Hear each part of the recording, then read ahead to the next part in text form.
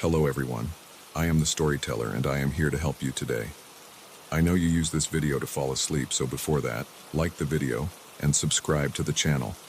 Also, where are you from and what time are you watching? Now get comfortable and relax.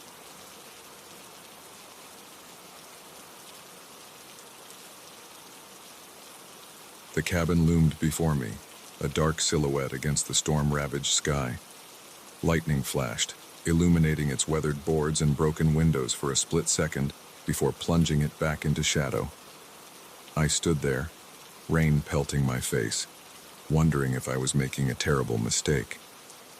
But with the wind howling and my clothes soaked through, I knew I had no choice. I took a deep breath and approached the door. I hadn't planned on hiking alone, but my friend had canceled at the last minute. "It'll be fine," I told myself as I set out that morning. The sky overcast, but calm. I should have known better. The weather in these mountains was notoriously unpredictable, and I'd been caught off guard when the storm rolled in. Now, as I pushed open the creaking door of the abandoned cabin, I silently cursed my own stubbornness. The hinges groaned in protest, and I winced at the sound, irrationally afraid of disturbing whatever might be lurking in the darkness beyond. "Hello?" I called out, my voice barely audible over the howling wind. "Is anyone here?" Silence answered me. I fumbled for my flashlight, clicking it on and sweeping the beam across the interior. Dust motes danced in the light, stirred up by my entrance. The cabin was sparsely furnished, a rickety table, a couple of chairs, and what looked like an old cooking stove in the corner. Cobwebs draped every surface, and the floorboards creaked ominously under my feet.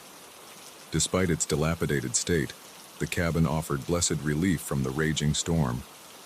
I shrugged off my backpack and set it on the table, wincing as my soaked clothes clung to my skin. First things first, I needed to get dry and warm. I rummaged through my pack, grateful that its waterproof cover had kept the contents mostly dry. I changed into fresh clothes, leaving the wet ones draped over a chair to dry. As I worked, I couldn't shake the feeling that I was being watched. I kept glancing over my shoulder, expecting to see someone, or something, lurking in the shadows. "Get a grip," I muttered to myself. "It's just an empty cabin." But was it? As the adrenaline of finding shelter wore off, I began to notice little details that set my nerves on edge. A half-empty glass of water on the table, condensation still beating its surface. A warm patch on the floor near the stove, as if a fire had recently been burning. And most unsettling of all, a faint, rhythmic creaking coming from somewhere above me. I swallowed hard, my throat suddenly dry. "Hello?" I called out again, louder this time. "Is someone up there?" The creaking stopped abruptly. I held my breath, straining to hear over the pounding of the rain on the roof. For a long moment, there was nothing but silence. Then, unmistakably, I heard the sound of footsteps overhead. My heart leapt into my throat. I wasn't alone. I grabbed my flashlight, pointing it at the ceiling. "I'm sorry to intrude," I said, trying to keep my voice steady. "I got caught in the storm and needed shelter. I didn't mean to bother anyone." No response. The footsteps had stopped, but I could feel a presence, a weight in the air that told me someone was listening. "I'll leave as soon as the storm passes," I continued. "I promise I won't touch anything. I just need a place to wait it out." Still nothing. I lowered my flashlight, unsure what to do next. Part of me wanted to grab my things and run back out into the storm. At least out there, I knew what I was dealing with. But the rational part of my brain knew that was foolish. I was safe from the elements here, and whoever was upstairs hadn't made any aggressive moves. Yet, I decided to make the best of the situation. I unrolled my sleeping bag on the floor, as far from the stairs as possible, and settled in to wait out the storm. I kept my flashlight close, along with my pocket knife. A meager defense, but it made me feel a little better. As the hours ticked by, I drifted in and out of a fitful sleep. Each time I woke, I listened intently for any sound from above. Sometimes I heard nothing. Other times I caught faint noises, a creak of floorboards, a rustle of movement. Once I could have sworn I heard breathing, right at the top of the stairs. I lay perfectly still, hardly daring to breathe myself, until the sound retreated. Sometime in the early hours of the morning, I awoke to a new sound. The rain had stopped, replaced by an eerie stillness. I sat up, rubbing my eyes and fumbling for my flashlight. As I clicked it on, a floorboard creaked behind me. I whirled around, my heart pounding. There, at the foot of the stairs, stood a figure. I couldn't make out any details in the darkness, just a vague human shape. It was tall, taller than any person I'd ever seen, and unnaturally still. "Hello?" I stammered, my voice barely a whisper. The figure didn't move, didn't speak, just stood there, watching me. I scrambled to my feet, putting the table between us. "Who are you?" I demanded, trying to sound braver than I felt. "What do you want?" Slowly, so slowly I wasn't sure if I was imagining it at first, the figure raised an arm. It pointed at me, then at the door. "You want me to leave?" I asked. A nod, just a slight movement, but unmistakable. I didn't need to be told twice. I grabbed my backpack, not bothering to pack up my sleeping bag or change out of my sleep clothes. As I edged towards the door, giving the figure a wide berth, I kept my flashlight trained on it. It remained motionless, that long arm still pointing at the exit. Just as I reached for the doorknob, a floorboard creaked upstairs. My blood ran cold as I realized the figure in front of me wasn't the source of the noises I'd heard all night. There was someone else in the cabin. I yanked the door open and bolted outside. The storm had passed, leaving behind a world washed clean. In the pre-dawn light, I could see the trail I'd come up on. I ran as if my life depended on it, not daring to look back until I'd put a good distance between myself and the cabin. When I finally paused to catch my breath, I turned and looked up the trail. The cabin was just visible through the trees, and there, in the doorway, I could see not one but two figures watching me. Even from this distance, I could tell they were inhumanly tall, their proportions all wrong. I didn't stick around to see what they would do next. I ran all the way back to my car, my mind reeling. What had I seen? Who or what were those figures? And what would have happened if I'd stayed? As I drove home, the rising sun slowly chasing away the shadows, I tried to convince myself it had all been a dream, a hallucination brought on by exhaustion and fear. But I knew, deep down, that it had been real, all too real. I never told anyone the full story of what happened that night. Who would believe me? But I also never went hiking alone again. And to this day, when I see an abandoned building, I keep walking. Because now I know, just because a place looks empty, doesn't mean you're alone. As the years passed, I tried to put that night behind me. I convinced myself that stress and exhaustion had played tricks on my mind. The creaking noises, just an old cabin settling. The figure at the stairs, a shadow, nothing more. But deep down, I knew I was lying to myself. It wasn't until 5 years later that the truth came crashing back. I was flipping through a local newspaper when a small article caught my eye. A group of hikers had gone missing in the mountains, last seen near an old cabin. The same cabin. My hands shook as I read the details. The hikers' belongings had been found inside, but there was no trace of the people themselves. The police were baffled. No signs of struggle, no evidence of foul play. It was as if they had simply vanished into thin air. As I stared at the grainy photo accompanying the article, a chill ran down my spine. There, in the doorway of the cabin, I could just make out a tall, shadowy figure, and behind it, barely visible, another. I dropped the newspaper, my mind reeling. All these years, I'd told myself I was safe, that I'd imagined the whole thing. But now I knew the truth. Whatever was in that cabin, it was still there, still waiting. And I was one of the lucky ones who got away.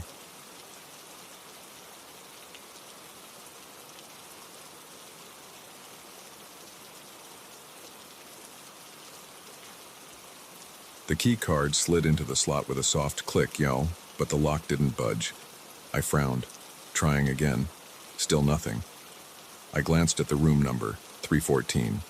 This was definitely the right door, so why wasn't it opening? I hadn't wanted to stay at this hotel. The neon sign flickered ominously as I pulled into the parking lot, and the paint was peeling off the walls. But it was late. I was exhausted, and the next town was miles away. I just needed a place to crash for the night. Now, standing in the dimly lit hallway, my suitcase at my feet, I was starting to regret my decision. I tried the key card one more time before giving up and heading back to the front desk. The lobby was deserted, save for the night clerk, a young man with dark circles under his eyes and a slightly too wide smile. "Excuse me," I said, approaching the desk. "I'm having trouble with my key card. Room 314? The clerk's smile faltered for a moment. He tapped at his computer, brow furrowing. "I'm sorry, ma'am, but I'm not showing anyone checked into room 314. I blinked, confused. "That can't be right. I just checked in an hour ago. You gave me the key yourself." He shook his head slowly. "I'm afraid that's not possible. I've been here all night, and I haven't checked anyone in." A chill ran down my spine. I fumbled in my purse for the paper slip that held my key card. "Look," I said, pushing it across the desk. "Room 314. You wrote it right here." The clerk examined the slip, his frown deepening. "Ma'am, I don't recognize this handwriting, and we don't even use this type of key card anymore." He held it up, and I saw that it did look different from the sleek, modern cards I'd seen him handling earlier. My head was spinning. "I don't understand. I was just in that room. My things are there." "Let's go take a look," he said, his tone placating. I followed him up to the third floor, a sense of unease growing with each step. When we reached room 314, the clerk used his master key to open the door. I rushed inside, expecting to see my suitcase on the bed, my jacket draped over the chair, but the room was empty, perfectly made up, as if no one had been there at all. "This is impossible," I whispered, my voice shaking. My things were here. I unpacked. I took a shower. The clerk was looking at me with a mixture of concern and suspicion. "Ma'am, are you feeling all right? Maybe you're confused about which hotel you're staying at." I shook my head vehemently. "No, I'm not confused. I know I checked in here. I spoke to you." But even as I said it, doubt began to creep in. The clerk's face showed no recognition, no hint that he remembered our earlier interaction. Was it possible I had imagined the whole thing? "I think perhaps you should sit down," the clerk said gently. "Would you like me to call someone for you?" I sank onto the bed, my mind reeling. "No, I just need a minute to think." The clerk nodded and retreated, leaving me alone in the room that should have been mine but clearly wasn't. I tried to retrace my steps, to make sense of what was happening.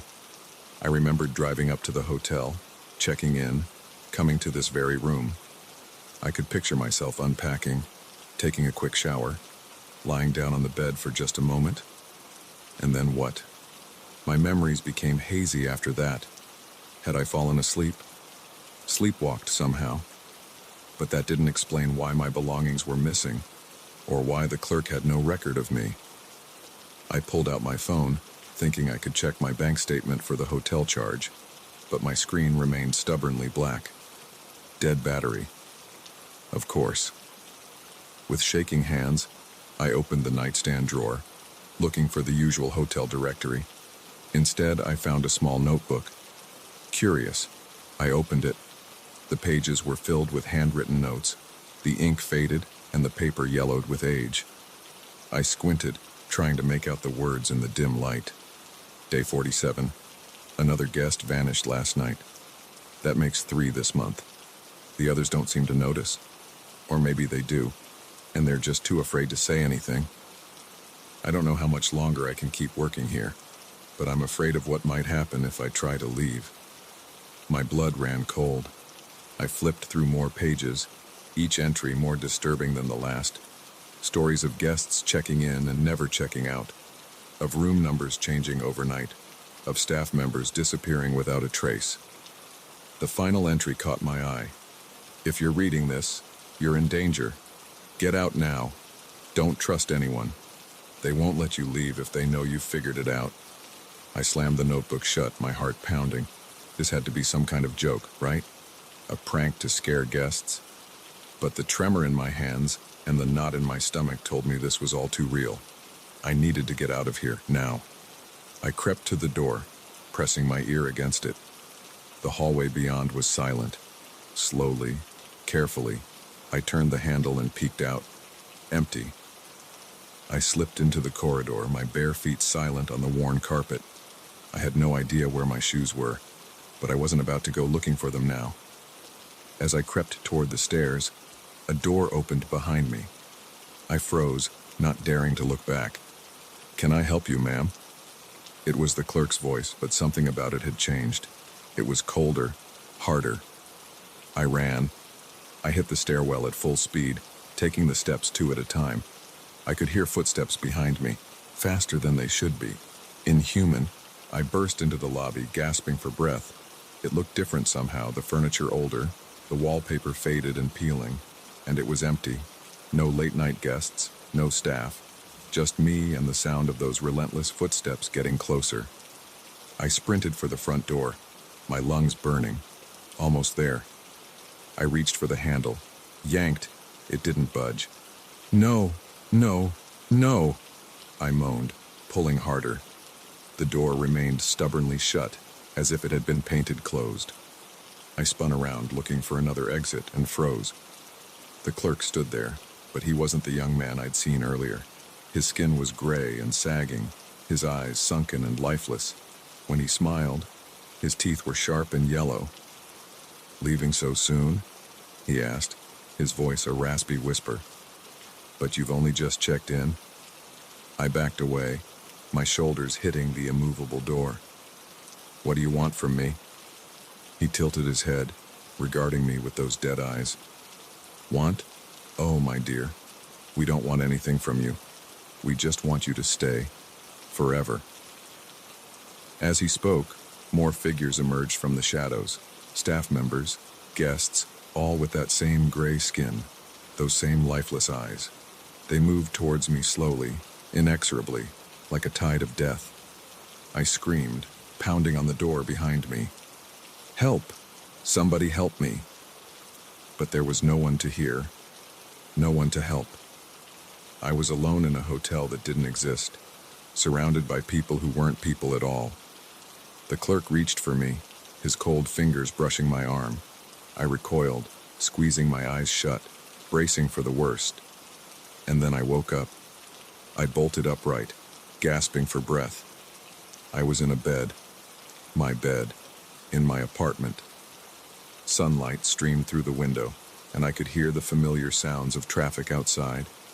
It had all been a dream, a horrifyingly vivid nightmare, but a dream nonetheless. I laughed shakily, running a hand through my sweat-soaked hair. Of course it wasn't real. Vanishing hotel rooms, undead staff, it was absurd. Still, as I got up to start my day, I couldn't shake the lingering sense of unease. The dream had felt so real, every detail sharp and clear in my mind. It wasn't until I was getting dressed that I noticed something odd. There, on my nightstand, was a small, faded notebook. My blood ran cold as I picked it up with trembling hands and opened it to the first page. Day 1. I finally escaped. But I don't think I'm really free. They'll find me eventually. They always do. If you're reading this, be careful. Don't check in. Because once they have you, they'll never let you leave. I dropped the notebook, my mind reeling. It wasn't possible. It couldn't be real. But as I looked around my familiar room, I noticed other small details that weren't quite right. The wallpaper pattern that didn't quite match my memories. The view outside my window that was just slightly off. And there, on my dresser, a key card for room 314. I sank to the floor, the terrible truth washing over me. I hadn't escaped at all. The hotel had simply changed its appearance, trying to lull me into a false sense of security. But now I knew the truth. I was still checked in, and I would be forever.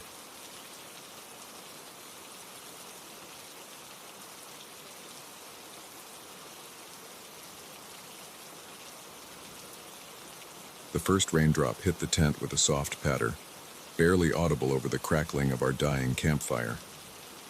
I glanced at Jenny, her face illuminated by the flickering flames, and saw my own unease reflected in her eyes. We'd been hearing strange noises all evening, but had chalked it up to the usual sounds of the forest. Now, as darkness fell and the rain began in earnest, those noises took on a more sinister tone. We hadn't planned on camping so deep in the woods. Our original spot, a popular campground near the lake, had been overrun with rowdy teenagers when we arrived. Seeking peace and quiet, we'd ventured further into the forest, finally settling on a small clearing that seemed perfect. In hindsight, I should have known better. In horror movies, it's always the couple that strays from the group that ends up in trouble. But this wasn't a horror movie. This was real life. And as I zipped up our tent against the intensifying rain, I told myself there was nothing to worry about. We were experienced campers. We had supplies, a map, and a vague idea of where the nearest ranger station was. We were fine.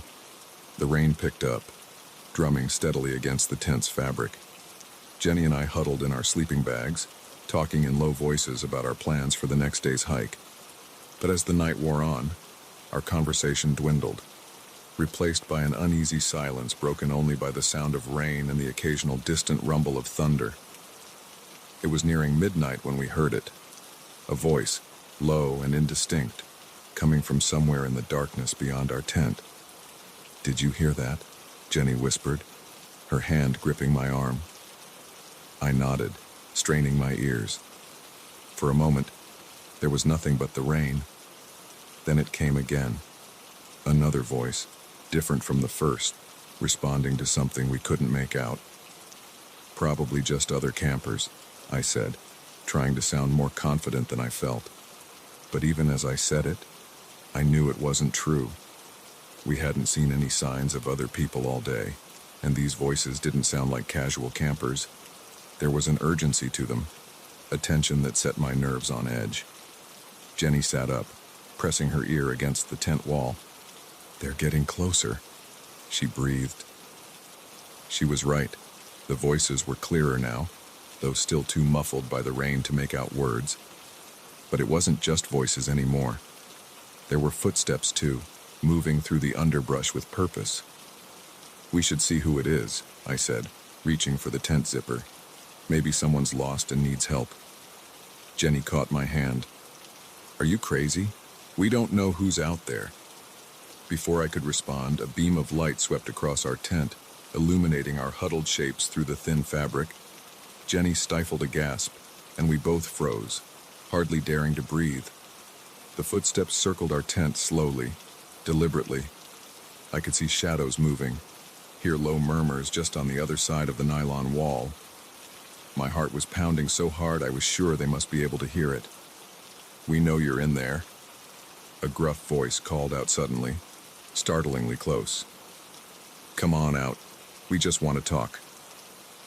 Jenny and I exchanged terrified glances. The tone of the voice made it clear that talking was the last thing on their minds. "What do we do?" Jenny mouthed silently. I shook my head, at a loss. We were trapped. If we stayed in the tent, they could just rip it open. If we ran, we'd be at a disadvantage in the dark, rainy woods. Another voice joined the first. "Don't make this harder than it needs to be. Come out now and nobody gets hurt."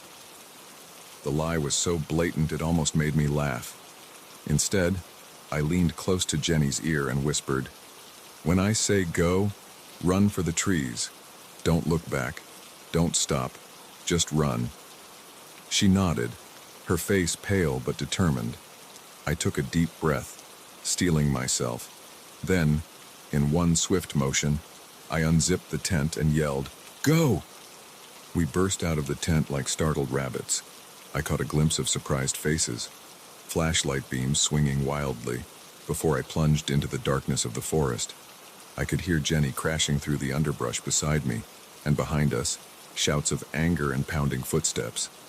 The rain lashed at my face as I ran, branches whipping past, unseen roots threatening to trip me with every step.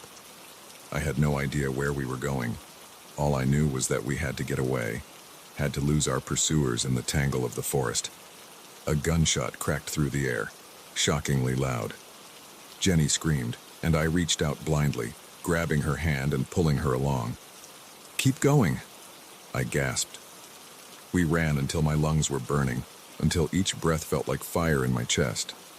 The sounds of pursuit had faded, but I didn't dare stop. Not yet. Finally, when I felt like I couldn't take another step, I spotted a large fallen tree, its uprooted base creating a small sheltered space. I tugged Jenny towards it, and we crawled into the muddy hollow, trying to quiet our ragged breathing. For a long time, we just sat there, huddled together, listening. The rain continued to fall, but beyond that, the forest was quiet. No voices, no footsteps, just the steady drip of water from leaves and the occasional far-off rumble of thunder. "Do you think we lost them?" Jenny whispered eventually. "I don't know," I admitted. "But we can't stay here. We need to find help." As the adrenaline wore off, I became acutely aware of our situation. We were lost in the woods, in the middle of the night, in a rainstorm.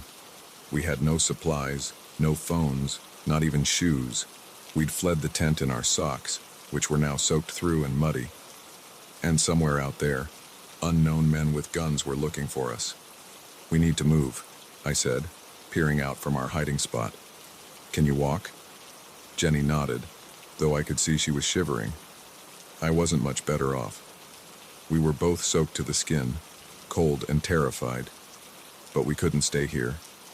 We crawled out from under the fallen tree and stood, trying to get our bearings. The rain had let up a bit, but the clouds obscured any stars that might have helped us navigate. I tried to remember the direction we'd run from our campsite, thinking we should head the opposite way. "This way," I said, pointing. "I think there's a road a few miles in that direction. If we can reach it, we might be able to flag down a car." We set off, moving as quietly as we could through the wet undergrowth. Every snapping twig made us flinch. Every shadow seemed to hide a threat. More than once, we froze at the sound of movement nearby, only to realize it was just an animal or the wind in the trees. As we walked, my mind raced, trying to make sense of what had happened. Who were those men? What did they want? The campsite had clearly been a trap, but for who? Us specifically, or just any unlucky campers who happened to stumble upon it? The questions whirled in my head, unanswerable and terrifying. All I knew was that we had to keep moving, had to find help before those men found us. Dawn was just beginning to lighten the sky when we finally heard the distant hum of traffic. The sound gave us renewed energy, and we pushed forward, ignoring our aching feet and exhausted bodies. We broke through the tree line onto the shoulder of a highway just as the sun was rising.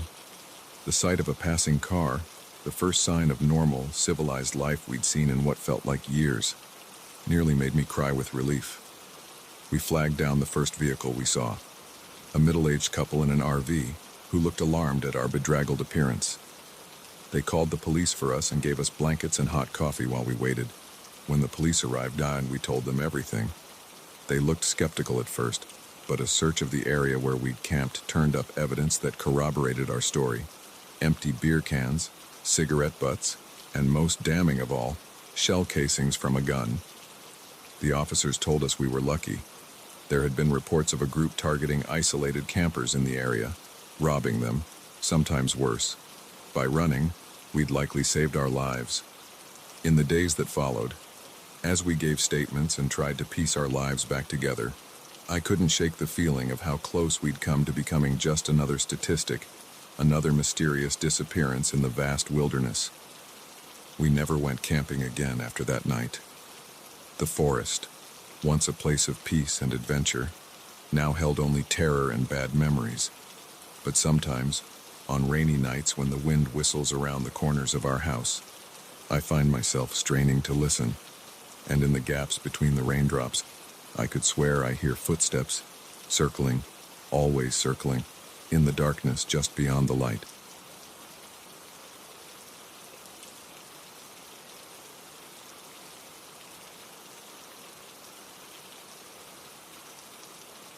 The windshield wipers fought a losing battle against the torrent of rain as I squinted through the glass, searching for any sign of the road. I'd been driving for hours, trying to outrun the storm, but it seemed determined to follow me. As another flash of lightning illuminated the landscape, I caught a glimpse of a faded wooden sign, Millbrook, 5 miles. I breathed a sigh of relief. Maybe I could find a motel there and wait out this deluge. But as the miles ticked by, the storm only intensified. The rain was coming down so hard now that I could barely see a few feet in front of my car. I slowed to a crawl, my knuckles white on the steering wheel. That's when I saw it, a dirt road branching off to the right, with another sign that read, "Shortcut to Millbrook." I hesitated for a moment. I'd heard plenty of stories about shortcuts and that led nowhere good. But the prospect of getting off this treacherous main road and reaching town sooner was too tempting to pass up. I turned onto the dirt road, feeling the car lurch as it hit the uneven surface. For a while, things seemed okay. The road wound through dense forest, the trees offering some shelter from the worst of the rain. But as I drove deeper into the woods, an uneasy feeling began to creep over me. The road was getting narrower, muddier. I hadn't seen another vehicle or any signs of civilization for miles. Just as I was beginning to think I'd made a terrible mistake, my headlights illuminated a structure ahead. A farmhouse, old but well-maintained, stood in a clearing. Warm light spilled from the windows, and I could see a barn and a couple of outbuildings nearby. My relief was palpable. Even if this wasn't Millbrook, surely the residents could point me in the right direction. I pulled up to the house and killed the engine, taking a deep breath before making a dash through the rain to the porch. As I raised my hand to knock, the door swung open. A man stood there, tall and lean, with weathered features that spoke of a life spent outdoors. He looked at me with a mixture of surprise and something else I couldn't quite place. Suspicion, maybe. "Can I help you?" he asked, his voice gruff. "I'm so sorry to bother you," I said, trying to keep my teeth from chattering as the cold rain seeped through my clothes. "I was trying to get to Millbrook, but I think I took a wrong turn. Could you point me in the right direction?" The man's expression softened slightly. "Millbrook? You're a long way off, miss. That road doesn't go through anymore. Washed out in the floods last spring." My heart sank. Oh no, I don't suppose there's another way around. He shook his head. "Not in this weather. These back roads turn into rivers when it rains like this. You'd best come inside and wait it out." I hesitated. Every instinct told me to politely decline and try to find my way back to the main road. But a particularly loud crack of thunder made me jump, and I realized I didn't have much choice. "Thank you," I said, following him into the house. The interior was cozy, if a bit cluttered. Mismatched furniture filled the living room, and the walls were covered with old photographs and bits of farming equipment that seemed more decorative than functional. A fire crackled in the hearth, and I gravitated towards it, grateful for the warmth. "I'm John," the man said, closing the door behind us. "My wife, Martha, is in the kitchen. Make yourself comfortable. I'll let her know we have a guest." As John disappeared down a hallway, I took the opportunity to look around more closely. The photos on the walls showed a family, John, a woman I assumed was Martha, and 2 children at various ages. But there was something off about them. The clothes and hairstyles looked outdated, like they were from decades ago. I was squinting at one particularly faded photo when a voice behind me made me jump. "Supper's almost ready, if you'd like to join us." I turned to see a woman standing in the doorway to what I assumed was the kitchen. Like John, she had a weathered look about her, but her smile was kind. "Oh, I couldn't impose," I started to say, but Martha waved away my protest. Nonsense. We don't get many visitors out here. It'll be nice to have someone new at the table. I followed her into the kitchen, where the smell of something savory made my stomach growl. I hadn't realized how hungry I was. John was already seated at the table, and Martha gestured for me to take a seat across from him. As we ate, I tried to make conversation, but found my hosts oddly reticent. They answered my questions politely enough, but offered little information of their own. When I asked about the town or their neighbors, they exchanged a glance I couldn't interpret. Not much to tell, John said finally. We keep to ourselves mostly. After dinner, I offered to help with the dishes, but Martha shooed me away. You're our guest. John will show you to the spare room. You can head out in the morning when the storm's passed. I followed John upstairs, my unease growing with each step. The second floor was dark, lit only by the flashlight John carried. He showed me to a small room at the end of the hall. Bathrooms across the way, he said. If you need anything, just holler. As he turned to leave, I blurted out, "Where are your children?" John froze, his hand on the doorknob. What children? In the photos downstairs, I said. I saw pictures of 2 kids. For a long moment, John didn't move. When he finally turned to face me, his expression was unreadable in the dim light. Those pictures are very old, he said softly. Good night. He closed the door, leaving me alone in the darkness. I fumbled for the light switch, but nothing happened when I flipped it. Power must be out, I thought, trying to calm my racing heart. I sat on the edge of the bed, my mind whirling. Something was very wrong here, but I couldn't put my finger on what. The storm continued to rage outside, rain lashing against the windows. I knew I wouldn't be able to leave until morning, but the thought of spending the night in this strange house filled me with dread. Unable to sleep, I decided to explore a bit. I crept out of the room and down the hall, using my phone's flashlight to guide me. The house was silent except for the sound of the rain and the occasional creak of old wood settling. I made my way back downstairs, drawn to those old photographs. In the harsh light of my phone, they looked even stranger than before. The faces were blurred, as if they'd been deliberately smudged. And in every photo, no matter what the setting, the same shadowy figure lurked in the background. A floorboard creaked behind me, and I spun around, my heart in my throat. Martha stood there, her face half in shadow. Couldn't sleep? She asked, her voice oddly flat. I'm sorry, I stammered. I was curious about the photos. Martha moved closer, her eyes never leaving my face. You shouldn't be down here, she said. It's not safe. What do you mean? I asked, backing away slowly. What's not safe? But Martha didn't answer. She just kept advancing, her expression unchanging. I bumped into something solid and turned to find John blocking my path to the stairs. I'm sorry, he said, and he genuinely sounded it. But you've seen too much. We can't let you leave now. Panic surged through me. I ducked under John's arm and ran for the front door, but it wouldn't budge. I could hear John and Martha behind me, their footsteps slow and deliberate. You don't understand, Martha was saying. We're trying to protect you. The storm, it's not natural. Nothing here is. I ran from room to room, looking for a way out, but every door and window was locked tight. John and Martha followed, never rushing, always just a few steps behind. What do you want from me? I cried, cornered in the kitchen. John sighed heavily. We don't want anything from you. We're trapped here, just like you are now. The storm never ends. The night never passes. We're caught in a loop, reliving the same night over and over. That's impossible, I said, but even as the words left my mouth, I knew they weren't true. I'd felt it from the moment I entered this house, the sense of time being wrong, of reality being slightly askew. We thought we could save you, Martha said. If we kept you here, maybe you'd be spared what's out there, but it doesn't work that way. It never does. As if on cue, a blinding flash of lightning illuminated the kitchen.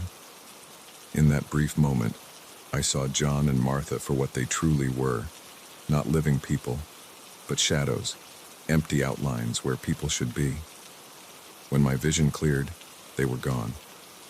The house around me seemed to shimmer and fade like a mirage in the desert. I blinked, and suddenly I was back in my car, still parked on that dirt road where I'd first seen the farmhouse. The rain had stopped. Dawn was breaking, the first rays of sunlight peeking through the trees. My hands shook as I started the engine and carefully backed up, returning to the main road. As I drove towards Millbrook, I couldn't shake the feeling that I'd narrowly escaped something terrible. But what exactly had happened in that house? Was it all a dream? A hallucination brought on by exhaustion and the storm? I'll never know for sure, but sometimes, on rainy nights when I'm driving alone, I catch glimpses of a farmhouse in my rearview mirror, warm light spilling from its windows, and I drive a little faster, never looking back, always moving forward, because I know now that some shortcuts are better left untaken, and some storms are best weathered alone.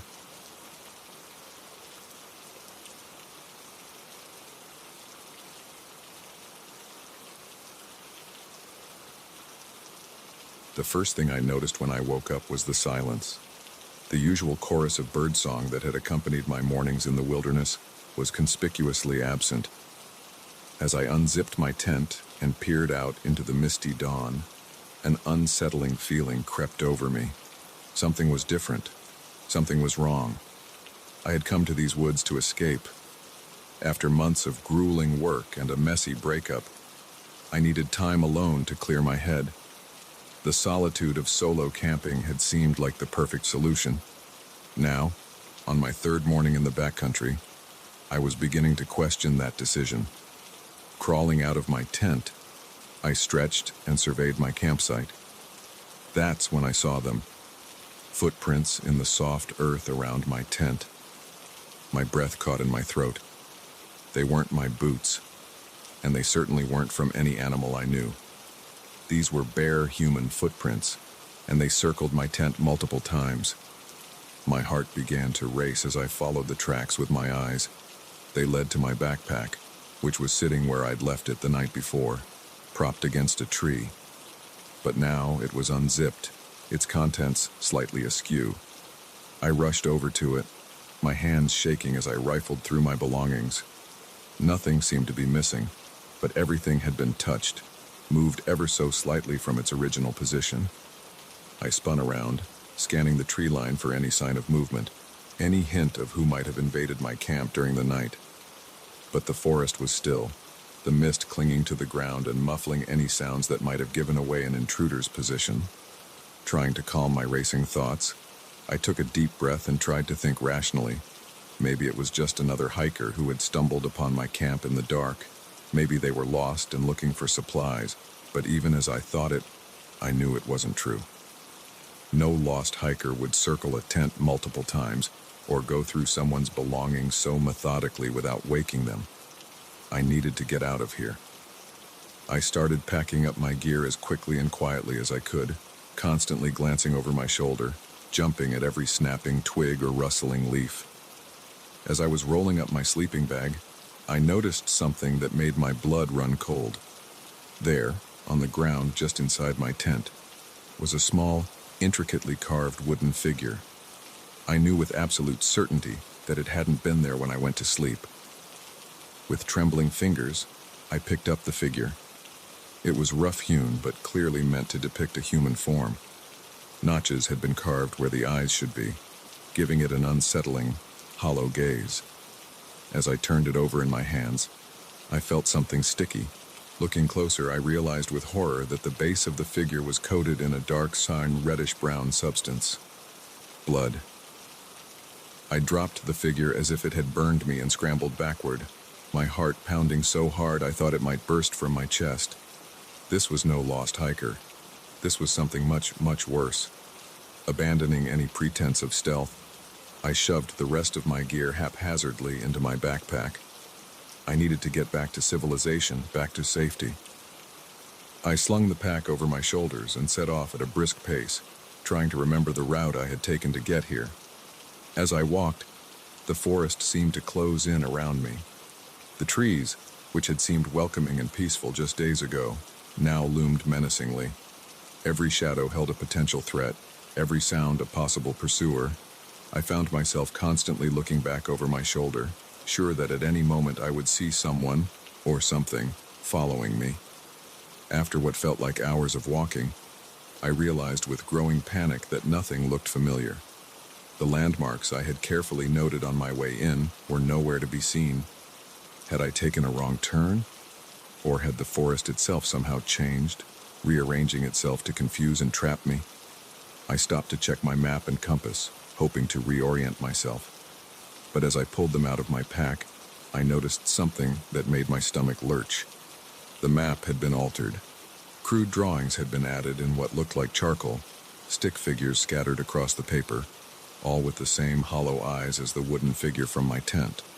And there, right where I estimated my current position to be, was a larger figure, waiting.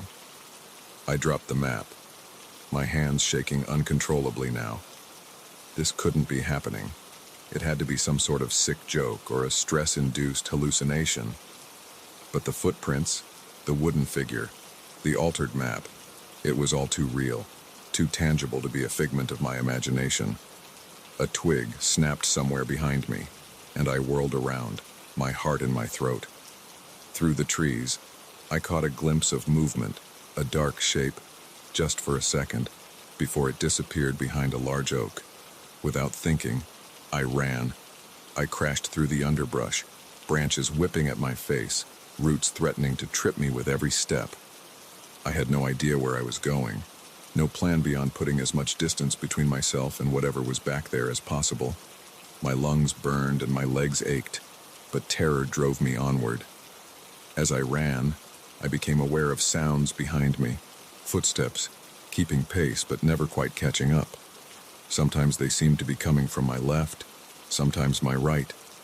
Occasionally, I could have sworn they were right beside me, though I saw nothing when I dared to glance to the side. Just when I thought I couldn't run any further, I burst out of the tree line into a small clearing. In the center stood an old, dilapidated cabin. Its windows were dark, the door hanging crookedly on rusty hinges. Every instinct told me to keep running, to not trust this sudden appearance of shelter. But I was exhausted, and the footsteps behind me were getting closer. I made a split-second decision and sprinted for the cabin. I hit the door with my shoulder, wincing at the pain but grateful when it swung open. I slammed it shut behind me and frantically looked around for something to barricade it with. An old, heavy table stood against one wall. With strength born of desperation, I dragged it in front of the door. Only then did I allow myself to stop and catch my breath. The cabin was dark, dust motes dancing in the few beams of sunlight that managed to penetrate the grimy windows. It smelled of mold and decay, and as my eyes adjusted to the gloom, I saw that the floor was littered with debris, broken furniture, scraps of paper, and more of those unsettling wooden figures. I backed away from the door, my eyes darting around the room, looking for another way out. There had to be a back door, or a window I could climb through if I needed to. But as I turned to explore further, my foot caught on something and I stumbled. Looking down, I saw a trapdoor in the floor, half hidden under a ratty old rug. My curiosity warred with my fear. What was down there? A cellar where I could hide, or something worse? Before I could decide whether or not to open it, I heard it. Footsteps on the porch outside, slow, deliberate, coming closer with each passing second. I held my breath, pressing myself against the wall, praying that the barricade would hold. The footsteps stopped right outside the door. For a long moment, there was silence. Then, a sound that made my blood run cold. Soft laughter, followed by a voice that seemed to come from everywhere and nowhere at once. "I've been waiting for you," it said, the words slithering through the cracks in the walls.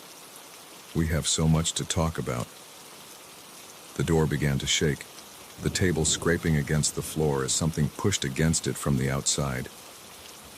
I looked frantically around the room, searching for a weapon, an escape route, anything. My eyes fell on the trapdoor.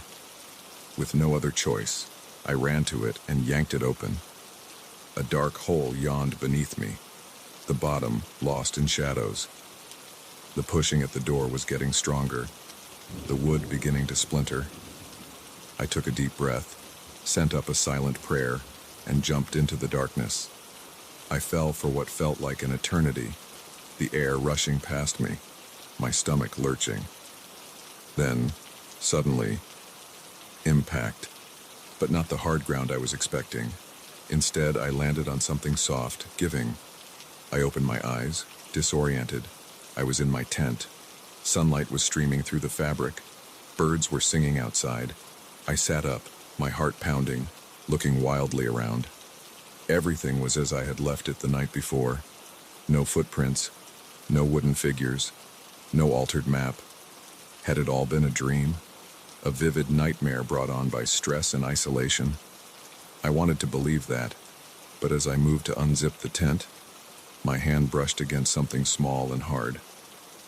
There, half buried in my sleeping bag, was a tiny wooden figure. Its hollow eyes stared up at me, and I could have sworn I heard distant laughter on the breeze that rustled through the trees.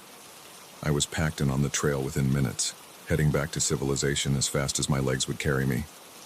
I didn't know what had happened, what was real and what wasn't. But I knew one thing for certain. I was never going camping alone again.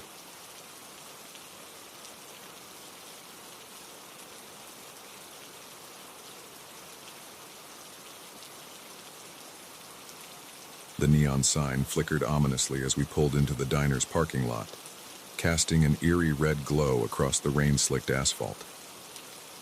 Lou's Pit Stop, it read, though the SRN stop had long since burned out. I glanced at my best friend, Sarah, and saw my own unease reflected in her eyes. We hadn't planned on stopping here, but after hours of driving through the night, we were both exhausted and in desperate need of coffee. "It's just a quick stop," I said, trying to sound more confident than I felt. "We'll be back on the road before you know it." Sarah nodded, but I could tell she was just as apprehensive as I was. There was something off about this place, something that made the hair on the back of my neck stand up. But it was the only sign of civilization we'd seen for miles, and with our gas tank hovering dangerously close to empty, we didn't have much choice. The bell above the door jingled as we entered, drawing the attention of the few patrons scattered throughout the dimly lit diner. An older man at the counter turned to look at us, his eyes narrowing suspiciously before he returned to his coffee. A group of men in the corner booth fell silent, their conversation dying abruptly as they took in our appearance. I suddenly felt very aware of how out of place we must look. Two young women, clearly not from around here. Our clothes rumpled from the long drive. I tugged self-consciously at the hem of my shirt as we made our way to an empty booth near the back. The vinyl seats were cracked and worn, and the table was sticky with what I hoped was just spilled syrup. A tired-looking waitress appeared almost immediately, her pen poised over a worn notepad. "What'll it be?" she asked, her voice gravelly from years of cigarettes. "Just coffee, please," I said, "for both of us." She nodded and shuffled away, leaving Sarah and me to take in our surroundings. The diner looked like it hadn't been updated since the 1950s, with faded photographs lining the walls and an ancient jukebox in the corner that had probably been silent for years. "I don't like this place," Sarah whispered, leaning across the table. "Something feels wrong." I was about to agree when the waitress returned with our coffee. As she set the mugs down, I caught a glimpse of a dark bruise on her wrist, partially hidden by her sleeve. She saw me looking and quickly pulled her arm back, avoiding eye contact. "You girls just passing through?" she asked, her tone casual but her eyes darting nervously to the group in the corner. "Yeah, we're on our way to—" I started to say, but Sarah kicked me under the table. I realized my mistake too late. It probably wasn't wise to tell strangers our destination. "We're just taking a road trip," Sarah finished smoothly. "No real destination in mind." The waitress nodded, a flicker of something, relief, concern, passing across her face. Well, you be careful out there. These roads can be dangerous at night. As she walked away, I couldn't shake the feeling that her words held more meaning than a simple warning about driving conditions. We sipped our coffee in silence, both of us on edge. That's when I started to notice the conversations around us. At first, it was just snippets, words that didn't quite make sense out of context. But as I listened more closely, a chill ran down my spine. The men in the corner were talking in low, urgent tones. I caught phrases like shipment coming in and need to move it fast. One of them mentioned a new girl, and they all laughed, a sound that made my skin crawl. I looked at Sarah, and I could tell from her expression that she'd heard it too. We needed to leave now, but as I reached for my wallet to pay for the coffee, I realized with a sinking feeling that I couldn't find my car keys. I distinctly remembered putting them in my pocket when we entered the diner, but now they were gone. "Sarah," I whispered, trying to keep the panic out of my voice. "I can't find my keys." Her eyes widened. "What? Are you sure?" I nodded, my heart racing. "They must have fallen out somewhere. Help me look." We searched as discreetly as we could, checking under the table and in the cracks of the booth seats, but the keys were nowhere to be found. The bell above the door jingled again, and I looked up to see a police officer enter the diner. For a moment, I felt a wave of relief. Surely he could help us. But then I saw the way the men in the corner greeted him, the familiar nods and smiles. My blood ran cold as I realized he was probably in on whatever was happening here. "We need to get out of here," I whispered to Sarah. "Now." She nodded, her face pale. We stood up, trying to act casual as we made our way to the door. But before we could reach it, one of the men from the corner booth stepped into our path. "Leaving so soon?" he asked, his smile not quite reaching his eyes. "Why don't you stay a while? We don't get many visitors around here." I could feel the eyes of everyone in the diner on us. The waitress stood behind the counter, her expression a mixture of fear and resignation. The police officer watched with detached interest, making no move to intervene. "We really need to get going," Sarah said, her voice steadier than I expected. "Thanks for the coffee." We tried to step around him, but he moved to block us again. Now, he said, his tone turning menacing. "That's not very friendly. We're just trying to be hospitable." I felt a hand on my shoulder and turned to see another man from the group standing behind us. We were trapped. In that moment, time seemed to slow down. I saw the glint of metal as one of the men reached into his jacket. The waitress turned away, unable to watch. The police officer stood up, his hand moving to his holster. But then, something unexpected happened. The older man from the counter, the one who had eyed us suspiciously when we first entered, suddenly spoke up. "Let them go, Frank," he said, his voice carrying an authority that made everyone in the diner freeze. "They're not worth the trouble." The man blocking our path, Frank, hesitated, looking uncertainly between us and the older man. "But, Dad," he started to say. "I said let them go," the older man repeated, his tone brooking no argument. "We've got bigger things to worry about tonight." For a tense moment, I thought Frank might argue, but then he stepped aside, his face a mask of barely contained anger. "You heard him," he growled. "Get out, and don't even think about coming back this way." We didn't need to be told twice. Sarah and I bolted for the door, not stopping until we reached our car. By some miracle, the keys were sitting on the driver's seat, clearly visible through the window. Had they been there all along, or had someone planted them there while we were inside? I unlocked the car with shaking hands, and we jumped in. As I started the engine, I saw the group of men emerge from the diner, watching us. The older man stood in the doorway, his expression unreadable. I threw the car into reverse and peeled out of the parking lot, my heart pounding in my ears. We drove in silence for several miles, both of us too shaken to speak. Finally, when the diner had long since disappeared in our rearview mirror, Sarah turned to me. What? What just happened back there? I shook my head, still trying to process it all. I don't know, but I think we just narrowly escaped something terrible. We drove through the night, not stopping again until we reached the next major town. As we checked into a motel, both of us too wired to sleep despite our exhaustion, I couldn't shake the memory of that diner. The suspicious glances, the overheard conversations, the fear in the waitress's eyes. I never reported what happened that night. Who would believe us? And what exactly would we report? But to this day, whenever I see a lonely diner on a dark stretch of road, I keep driving. Some stops, I've learned, are better left unmade.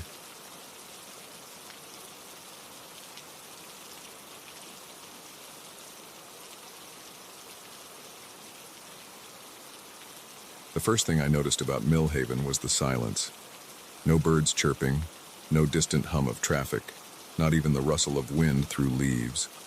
Just an eerie, oppressive quiet that seemed to swallow every sound. I'd stumbled upon the town by accident, my GPS having failed miles back on a hike gone wrong.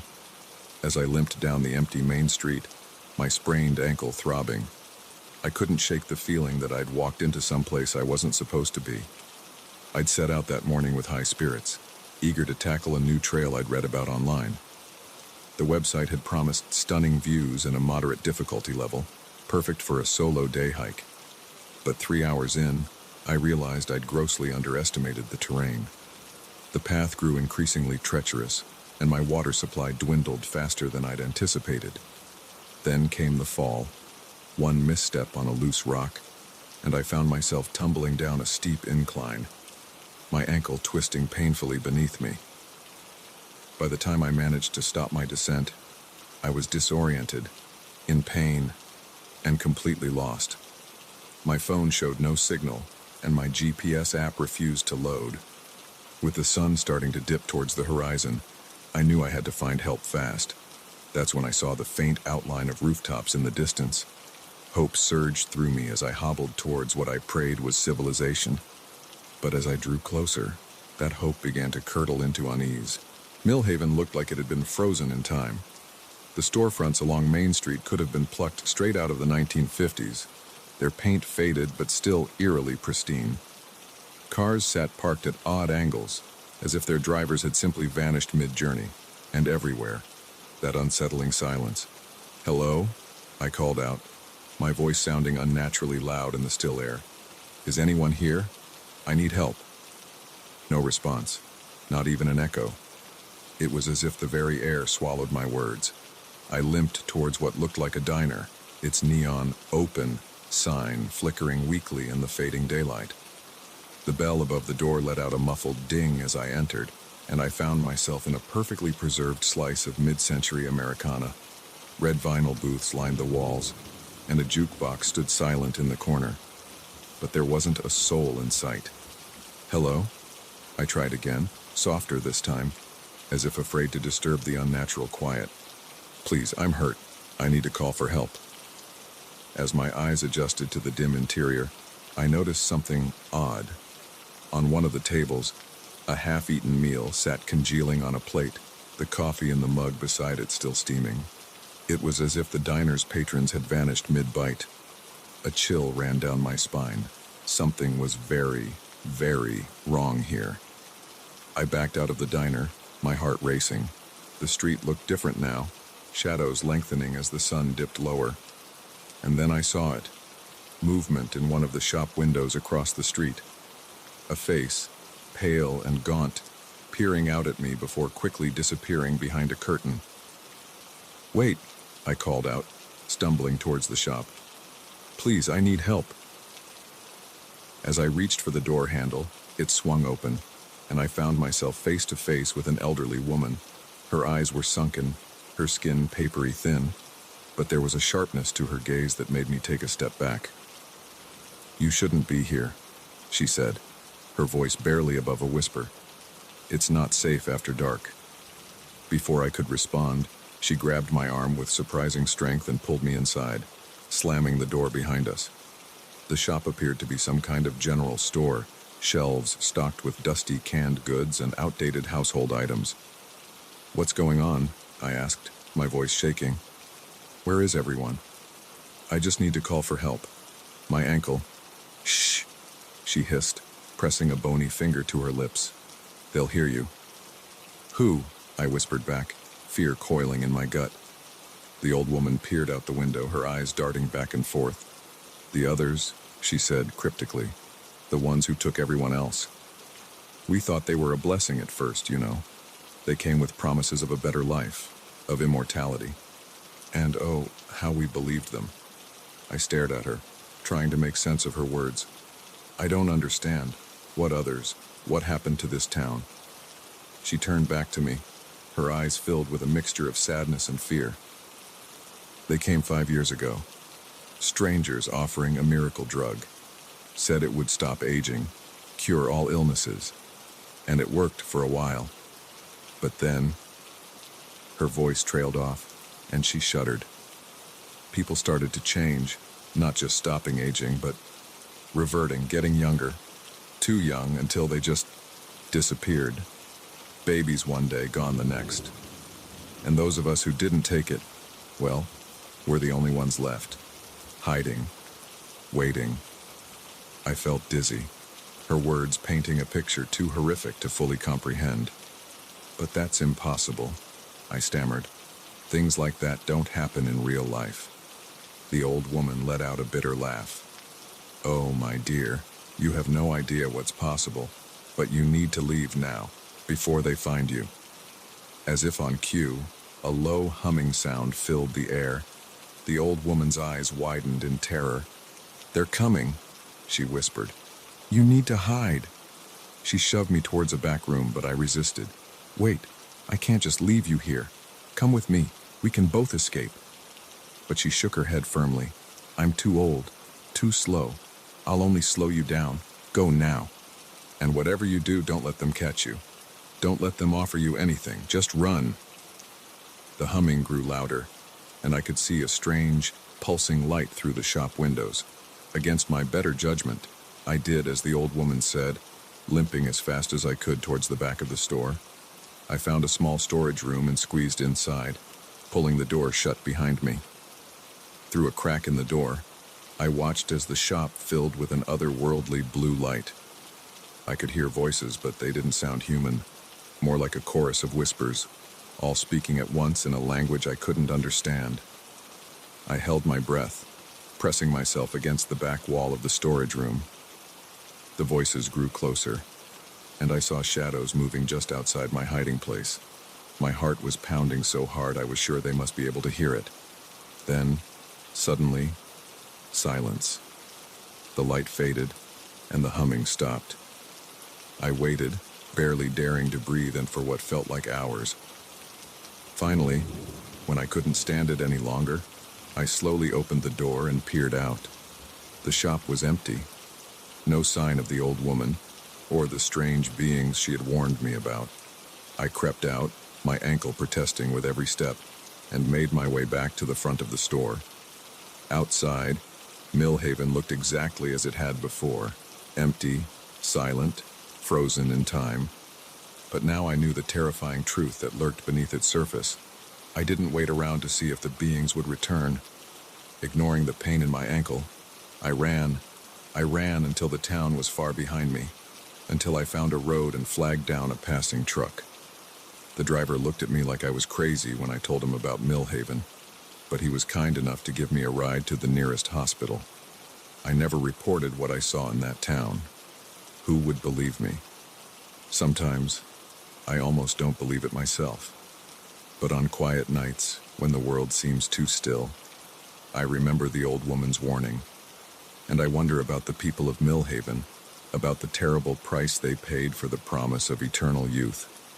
And I know, with a certainty that chills me to my core, that there are some places in this world that are better left undiscovered. Some communities that, once you wander in, you might never wander out of again.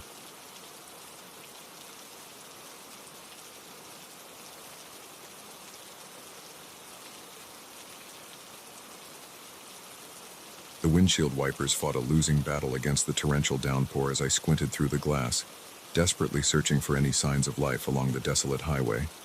I'd been driving for hours, my knuckles white on the steering wheel, cursing myself for taking this shortcut.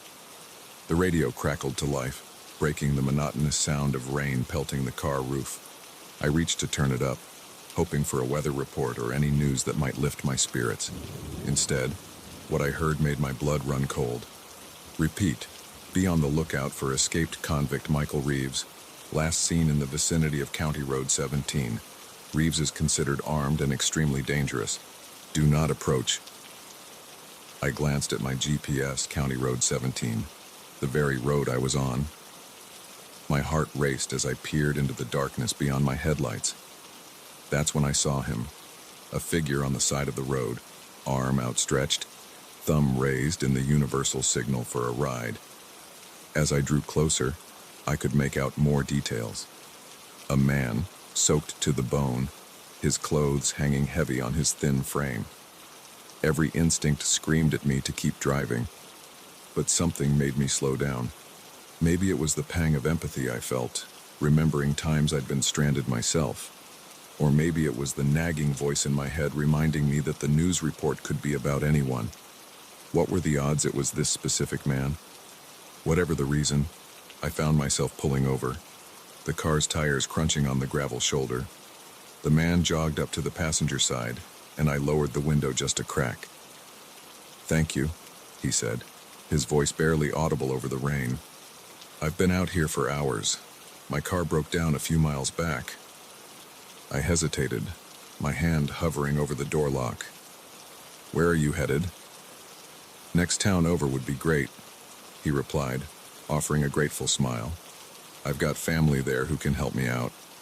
Against my better judgment, I unlocked the door.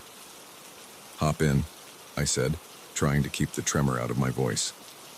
He slid into the passenger seat, bringing with him the smell of rain and something else. A faint metallic scent I couldn't quite place. As we pulled back onto the road, I snuck a glance at him. He was younger than I'd initially thought, probably in his early 30s. His hair was plastered to his forehead, and he had a few days' worth of stubble on his chin. But it was his eyes that caught my attention, dark and intense, darting around the car's interior as if cataloging every detail. "I'm Jack," I said, breaking the awkward silence. "What's your name?" He hesitated for just a moment too long. "Mike," he finally answered. "Thanks again for stopping. Not many people would pick up a stranger in weather like this." I nodded, keeping my eyes fixed on the road ahead. "Well, I'd hope someone would do the same for me if I were in your shoes."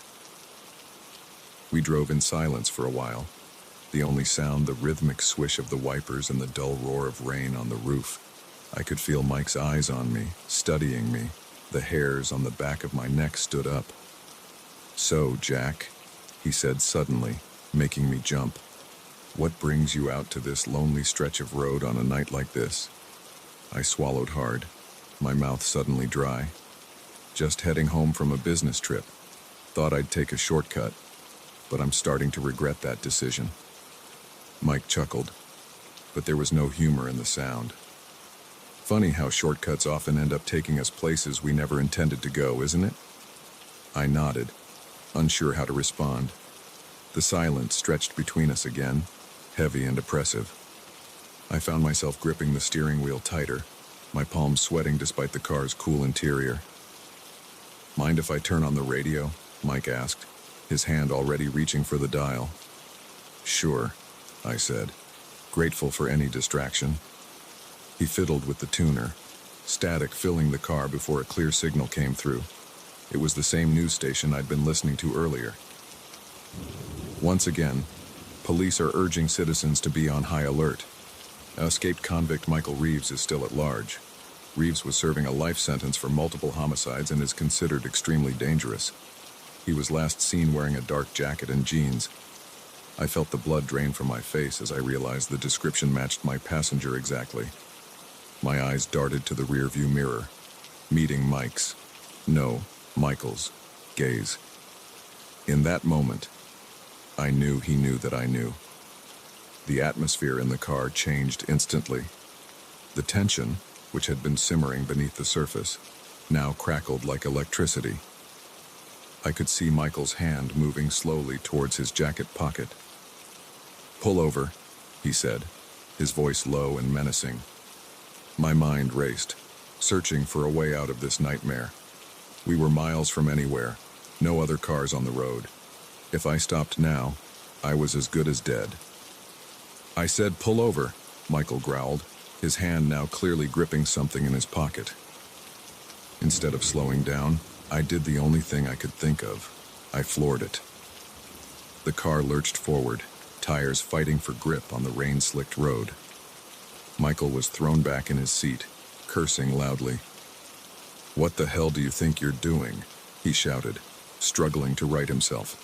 "Saving my life," I answered, surprised by the steadiness in my voice. What followed was a terrifying game of cat and mouse, played out at 80 miles per hour on a winding, rain-soaked highway. Michael lunged for the wheel, trying to force us off the road. I fought back, swerving wildly, praying to whatever higher power might be listening that we wouldn't crash. In the chaos, Michael's hand slipped from his pocket, and I saw what he'd been reaching for, a wicked-looking knife, its blade glinting in the dim light of the dashboard. My heart nearly stopped at the sight of it. "You're making this much harder than it needs to be, Jack," Michael said, his voice eerily calm as he brandished the knife. "Just pull over, and I promise I'll make it quick." "Not a chance," I spat back, my eyes darting between the road and the weapon. Suddenly, I saw something that made my heart leap, headlights in the distance, coming towards us. It was the first sign of another vehicle I'd seen in hours. If I could just hold out until we reached them. Michael saw them too. His face contorted with rage as he realized his window of opportunity was closing. With a roar of frustration, he lunged at me, the knife slashing through the air. I jerked the wheel hard to the right, sending the car into a spin. The world outside became a blur of rain and darkness as we whirled across the road. I heard Michael cry out, saw a flash of movement as he was thrown against the passenger door. Then, with a sickening crunch, we came to a stop. The airbag exploded in my face, dazing me momentarily. As I fought to clear my head, I became aware of two things: the approaching sound of sirens, and the fact that the passenger seat beside me was empty. I fumbled with my seatbelt, every movement sending shockwaves of pain through my battered body. Stumbling out of the wreckage, I saw a dark figure limping away into the woods that lined the highway.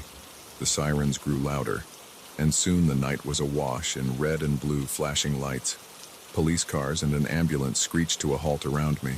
As paramedics rushed to check me over, I heard one of the officers speaking urgently into his radio.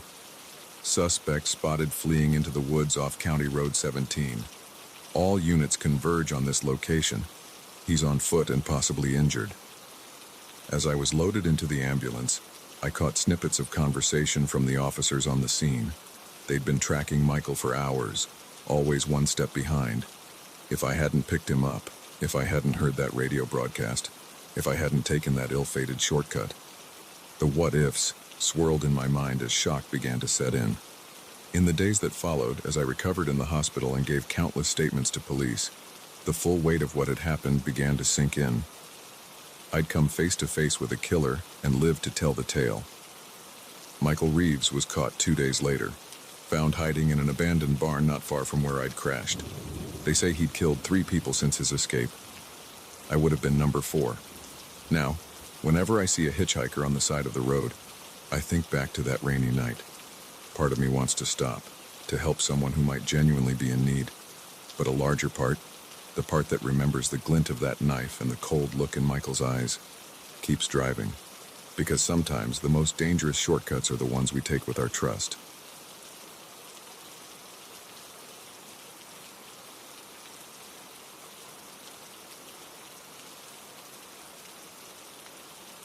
The first siren cut through the night like a knife, jolting me from a fitful sleep.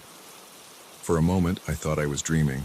The sound seemed unreal, out of place in the peaceful campground nestled at the foot of the old dam. But as the wail grew louder, joined by others in a cacophony of warning, the terrible truth dawned on me. This was no dream. This was a nightmare coming to life. I had arrived at Whispering Pines campground 3 days ago, seeking solace in nature after a particularly grueling month at work. The campsite, with its view of the sprawling lake created by the massive hydroelectric dam, had seemed idyllic. Sure, there had been murmurs among the other campers about recent heavy rains and rising water levels, but I had dismissed their concerns. The dam had stood for decades. Surely it could withstand a bit of extra water. Now, as I scrambled out of my tent into the pitch-black night, I realized how foolish that assumption had been. The sirens continued their relentless screech, and I could hear panicked shouts from nearby campsites. Fumbling for my flashlight, I swept its beam across the campground. The scene that greeted me sent a chill down my spine. People were running in every direction, some still in their pajamas, clutching whatever belongings they could carry. Children cried, dogs barked, and above it all, those sirens wailed their dire warning. In the distance, I could see the dark silhouette of the dam, a wall of shadows against the night sky, and at its base, a sight that turned my blood to ice. Water, churning and frothing, breaching the top of the structure in multiple places. The dam was failing. Reality hit me like a physical blow. We were in the flood zone. If that dam broke, we'd be swept away in minutes. I had to move, now. Adrenaline surging through my veins. I dove back into my tent, grabbing my backpack and shoving in anything I could reach. My phone, wallet, a bottle of water. There was no time for anything else. As I emerged, I nearly collided with my neighbor from the next campsite over, an elderly man named Frank I'd chatted with earlier in the week. "We need to get to higher ground," he shouted over the din, his eyes wide with fear. "There's a trail that leads up the hill behind the campground. It's our only chance." I nodded, falling into step beside him as we ran towards the tree line. All around us, chaos reigned. A woman stumbled past, dragging a screaming toddler.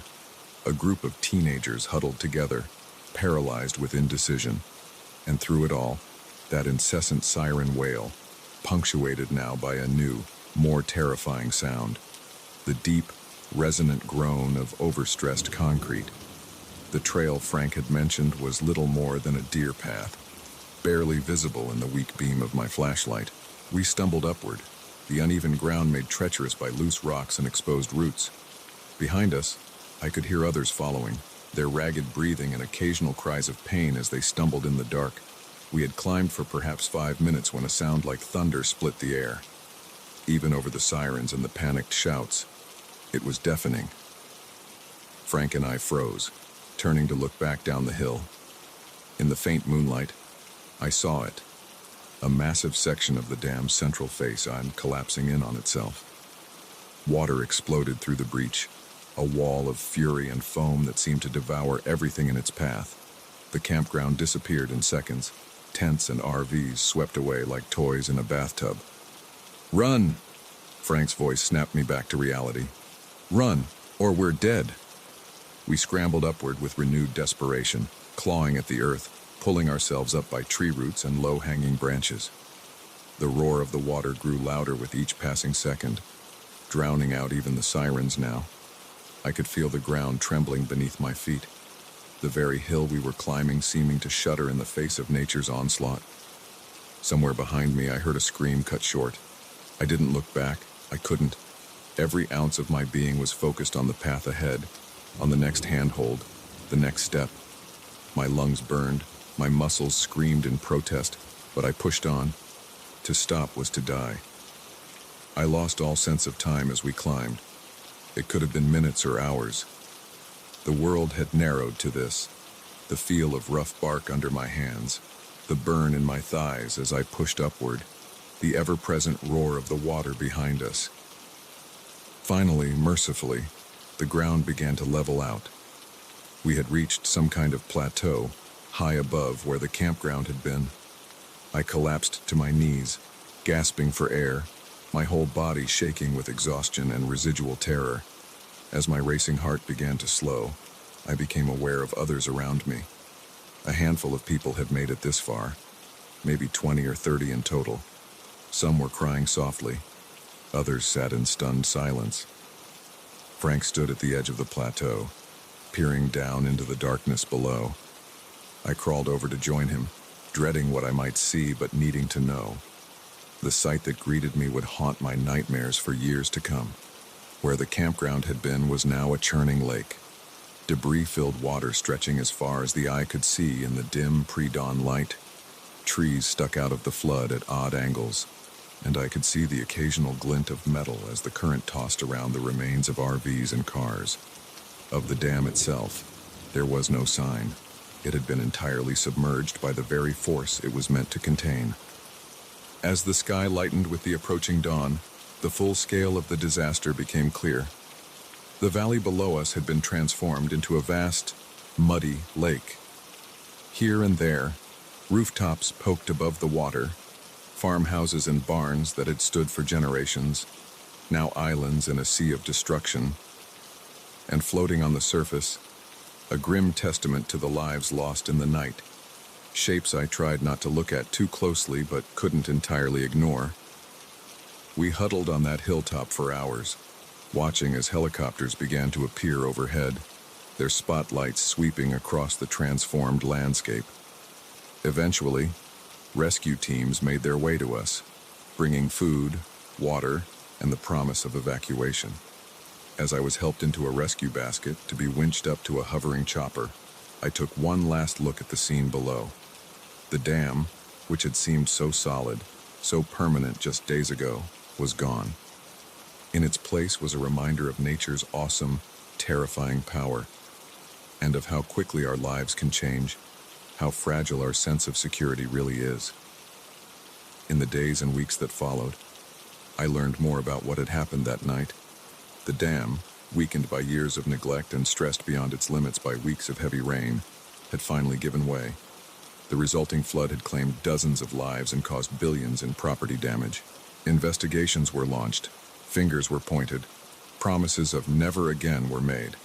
But for those of us who lived through it, who climbed that hill in the dark with death literally at our heels, no official report or government promise could erase the memory of that night. The sound of those sirens, the roar of the water, the desperate scramble for survival. These things became a part of us, a stark reminder of both the fragility and resilience of human life. Now, years later, I still wake sometimes in the night, heart racing, convinced I can hear the wail of flood sirens in the distance. In those moments, as I lie in the dark trying to slow my breathing, I think of Frank and the others who made it up that hill. I wonder if they, too, carry the weight of that night with them. If they, like me, see the world a little differently now, more aware of its dangers, yes, but also more appreciative of its beauty and the precious gift of each new day. And I think of those who didn't make it, whose names I read in newspaper articles and saw on memorial plaques. I think of the lives cut short, the futures erased in one terrible night, and I promise myself, as I do each time these memories surface, to live fully and deeply, to never take for granted the solid ground beneath my feet or the safety of a quiet night. Because if that night taught me anything, it's that everything can change in an instant. And when it does, all we can do is run, climb, and hope that when dawn breaks, we're still standing.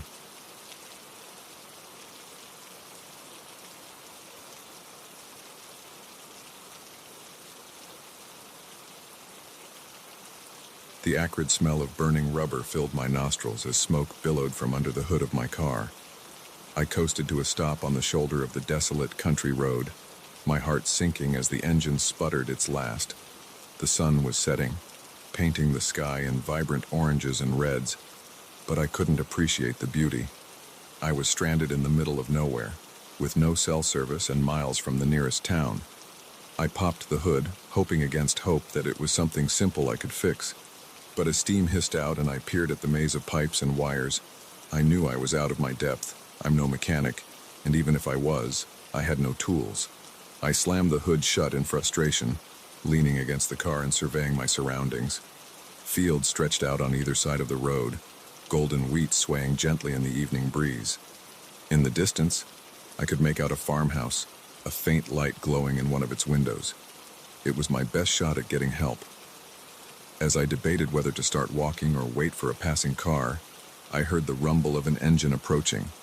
Relief washed over me as I turned to see an old pickup truck slowing down. The driver, a middle-aged man with a weathered face and kind eyes, rolled down his window. "Car trouble?" he asked, his voice gravelly but friendly. I nodded, grateful for the potential help. "Yeah, it just died on me." "I don't suppose you know anything about engines?" He chuckled, shaking his head. "I'm afraid not, miss. But I can give you a ride into town if you'd like. There's a mechanic there who can probably help you out." I hesitated for a moment. Every instinct told me not to get into a car with a stranger, especially out here where no one would hear me scream. But as the last rays of sunlight disappeared behind the horizon, I realized I didn't have much choice. "That would be great, thank you," I said, trying to keep the nervousness out of my voice. He smiled, reaching over to open the passenger door. "Hop in. Name's Earl, by the way." "Sarah," I replied, climbing into the truck. The interior smelled of tobacco and pine air freshener, an odd but not unpleasant combination. Earl put the truck in gear and we set off down the road. I kept my hand near the door handle, ready to jump out if necessary. But as we drove, Earl kept up a steady stream of friendly chatter that slowly put me at ease. He told me about his farm, about his grandkids who were coming to visit next week, about the time his own truck broke down miles from anywhere and he had to walk all night to get home. I found myself relaxing, even laughing at some of his corny jokes. But as we drove, I began to notice something odd.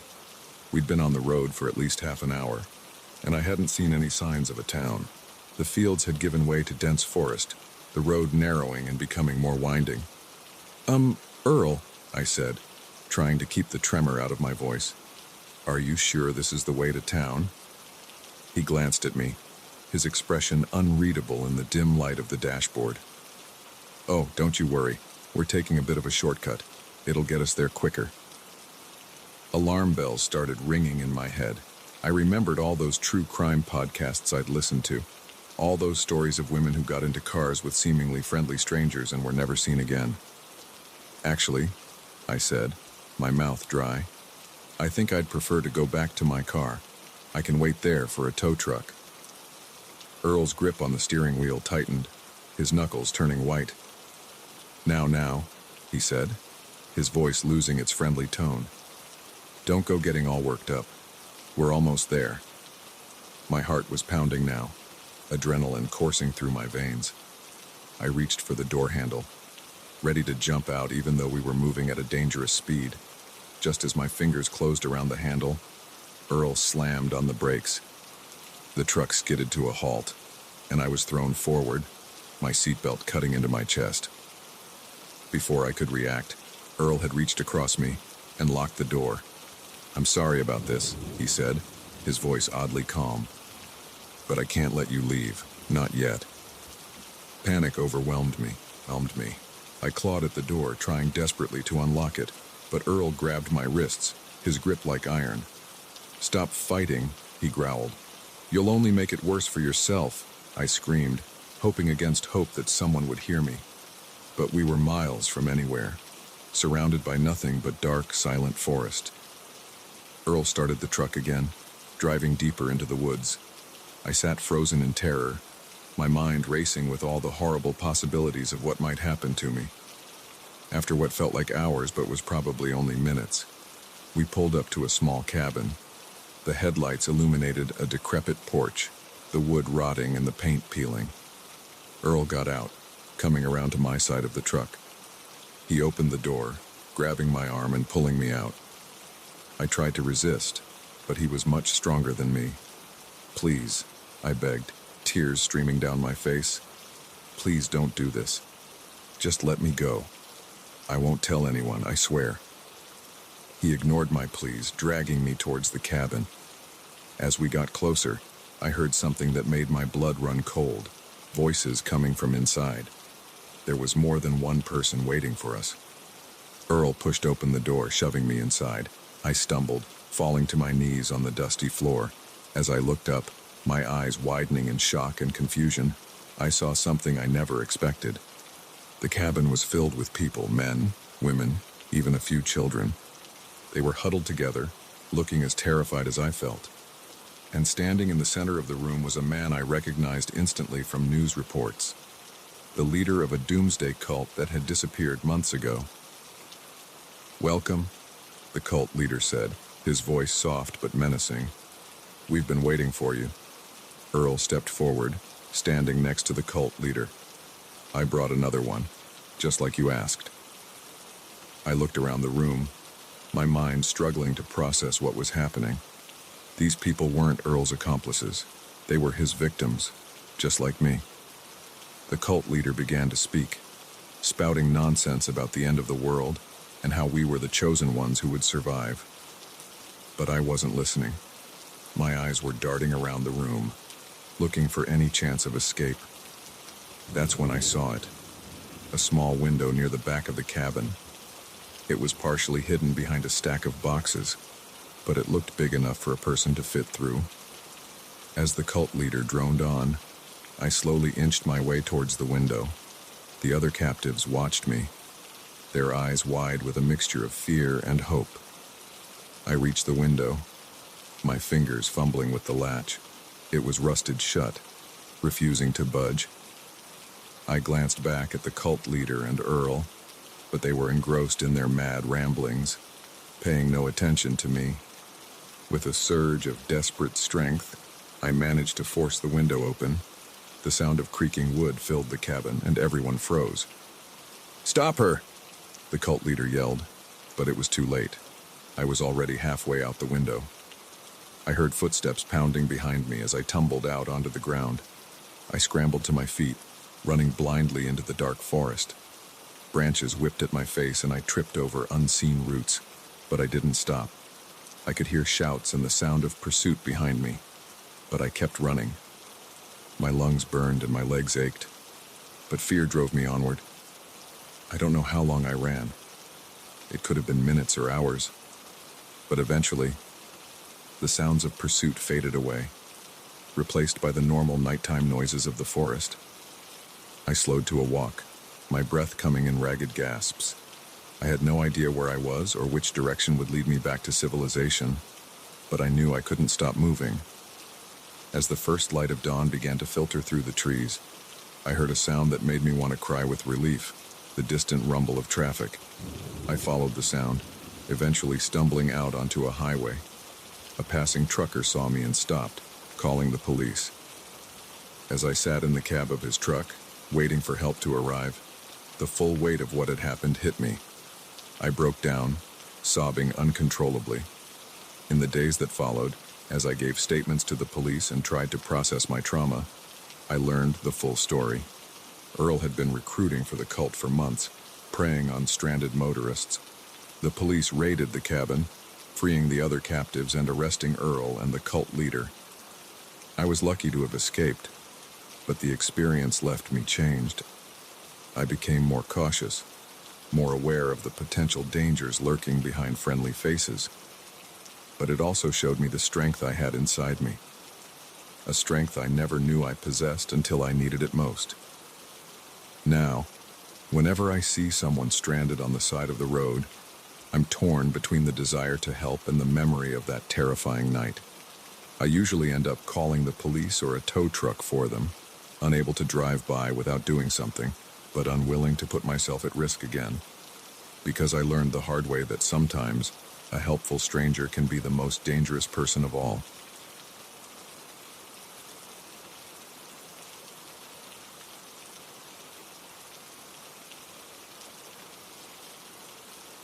The beam of my flashlight flickered, casting eerie shadows on the cave walls. I tapped it against my palm, praying for it to steady, but the light only grew dimmer. In the oppressive darkness of the underground cavern, that fading light was our lifeline, and it was dying. "Guys," I called out, my voice echoing off the damp stone walls. I think we have a problem. It was supposed to be a simple expedition. Sarah, Mike, and I had been planning this caving trip for months. We were experienced hikers, but this was our first time exploring a cave system this extensive. The thrill of adventure had overshadowed any concerns we might have had. Now, as the darkness pressed in around us, I was starting to realize how foolish we'd been. We had entered the cave system early that morning, armed with maps, ropes, and what we thought was plenty of supplies. The first few hours had been exhilarating. We marveled at the intricate rock formations, took photos of underground streams, and reveled in the sense of being the first people to see these hidden wonders in who knows how long. But as we ventured deeper into the cave, things started to go wrong. First, we took a wrong turn, ending up in a section of the cave that didn't match our maps. We backtracked, but the twisting tunnels all started to look the same. Then Mike slipped on a wet rock, twisting his ankle. It wasn't serious, gone, but it slowed us down. And now, our primary light source was failing. What do you mean, a problem? Sarah's voice came from somewhere to my left, tight with barely controlled panic. I swung my flickering beam in her direction, catching the reflection in her wide eyes. The flashlight's dying. I think the batteries are going. Mike limped over, his face pale in the dim light. That's impossible. We packed fresh batteries this morning. Well, apparently not fresh enough, I snapped, immediately regretting my harsh tone. This wasn't anyone's fault. We were all in this together. Sarah pulled out her phone, its screen illuminating her face with a ghostly glow. No signal, of course, but we can use the flashlight on here for a while. I nodded, grateful for her quick thinking. Good idea. Let's conserve it as much as we can, though. We don't know how long we'll be down here. The reality of our situation was starting to sink in. We were lost in a maze of underground tunnels, with limited light and no way to call for help. The cool, damp air that had felt refreshing hours ago now seemed to cling to my skin, chilling me to the bone. Okay, I said, trying to keep my voice steady. We need a plan. We can't just wander around aimlessly. That'll only get us more lost. Mike nodded, wincing as he put weight on his injured ankle. We should try to retrace our steps, find our way back to the main tunnel. It was a good idea in theory, but as we started to move, it became clear how difficult it would be in practice. Every tunnel looked the same in the dim light of Sarah's phone. We'd turned down a path thinking it was familiar, only to end up in a dead end or a chamber we'd never seen before. Hours passed, though it was impossible to tell exactly how many in the timeless dark of the cave. We rationed our food and water, knowing we might need to make it last. The silence was oppressive, broken only by the sound of our footsteps and the occasional drip of water from the cave ceiling. As we pushed on, the strain started to show. Mike's limp got worse, and Sarah's hands shook as she held the phone, its battery slowly but steadily draining. I felt a creeping claustrophobia, the weight of the earth above us seeming to press down harder with each passing minute. Then we heard it, a sound so faint at first that I thought I was imagining it. A low rumble, more felt than heard, reverberating through the rock around us. Did you guys feel that? I whispered, not sure why I was keeping my voice down. Sarah nodded, her eyes wide. What was it? An earthquake? Before anyone could answer, the rumble came again, louder this time. Small pebbles skittered across the cave floor, and a fine dust rained down from above. We need to move, Mike said urgently. Now. We stumbled forward, no longer caring about trying to find our way out. Our only goal now was to find somewhere that seemed stable, somewhere we might be safe if the cave decided to come down around us. The rumbling continued, growing in intensity. Larger rocks began to fall, forcing us to dodge and weave as we ran. Sarah's phone flashlight bounced wildly, creating a strobe-like effect that made the whole scene feel like a nightmare. Just when I thought we couldn't go on any longer, we burst into a large chamber. The ceiling arched high above us, supported by massive columns of rock. It felt more stable than the narrow tunnels we'd been in, and without discussing it, we all headed for the center of the room. We huddled together as the cave shook around us. I could feel Sarah trembling beside me, heard Mike's ragged breathing. In that moment, faced with the very real possibility that we might die here, I felt a surge of affection for my friends. Whatever happened, at least we were together. The quake seemed to last an eternity, but it was probably only a few minutes. When it finally subsided, we were left in a thick, choking silence. Sarah's phone had gone dark. Whether from damage or a drained battery, I couldn't tell. We were plunged into absolute darkness. I've heard people say they couldn't see their hand in front of their face, but I'd always thought it was an exaggeration. Now, I understood. The darkness was complete. Absolute. It pressed against my eyeballs, seeming to seep into my very being. Is everyone okay? I managed to croak out, my throat dry from the dust. I think so, Sarah replied, her voice small and scared. Mike grunted in affirmation, and I felt him shift beside me. We sat in silence for a long while, each lost in our own thoughts. The reality of our situation was impossible to ignore now. We were trapped, possibly buried alive, with no light and no way to call for help. Our chances of rescue, of survival, seemed vanishingly small. But giving up wasn't an option. We were still alive, still breathing. As long as that was true, we had to keep trying. Okay, I said, breaking the silence. We need to think. There has to be a way out of here. How? Sarah's voice cracked. We don't even know where here is anymore. No, but we know caves often have multiple entrances, Mike chimed in. And air has to be getting in from somewhere, or we'd have suffocated by now. He was right. I took a deep breath, trying to focus. All right, let's try to feel for any air currents. They might lead us to an opening.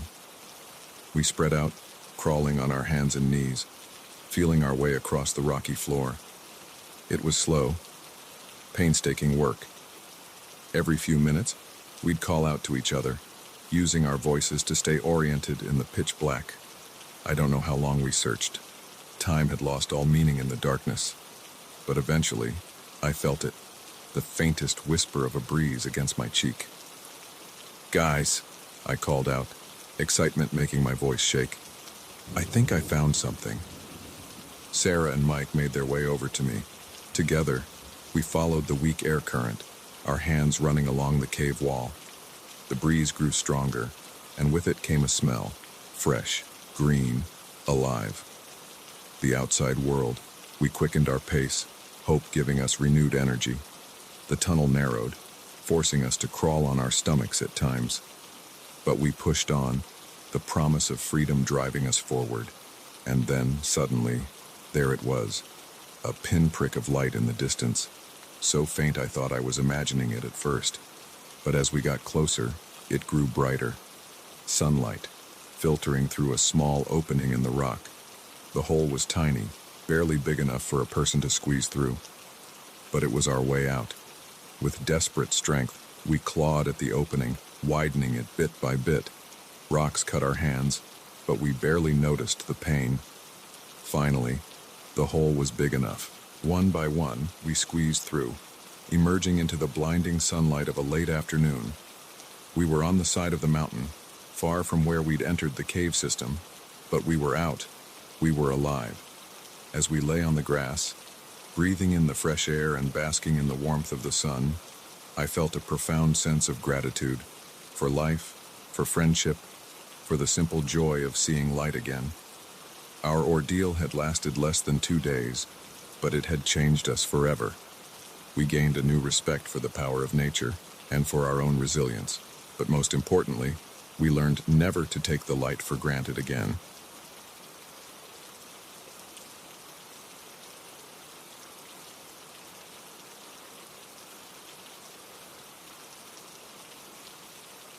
The first snowflake drifted lazily past the cabin window, a harbinger of the storm to come. I watched it disappear into the growing darkness, a knot of unease tightening in my stomach. What had started as a peaceful family getaway was about to turn into something far more sinister. We'd arrived at the cabin 3 days ago, my wife Lisa, our teenage kids Jack and Emma, and myself. The forecast had mentioned a chance of snow, but nothing serious. Just a light dusting to make our mountain retreat feel more picturesque. We'd stocked up on groceries, board games, and hot cocoa, ready for a week of family bonding and winter fun. The first 2 days had been idyllic.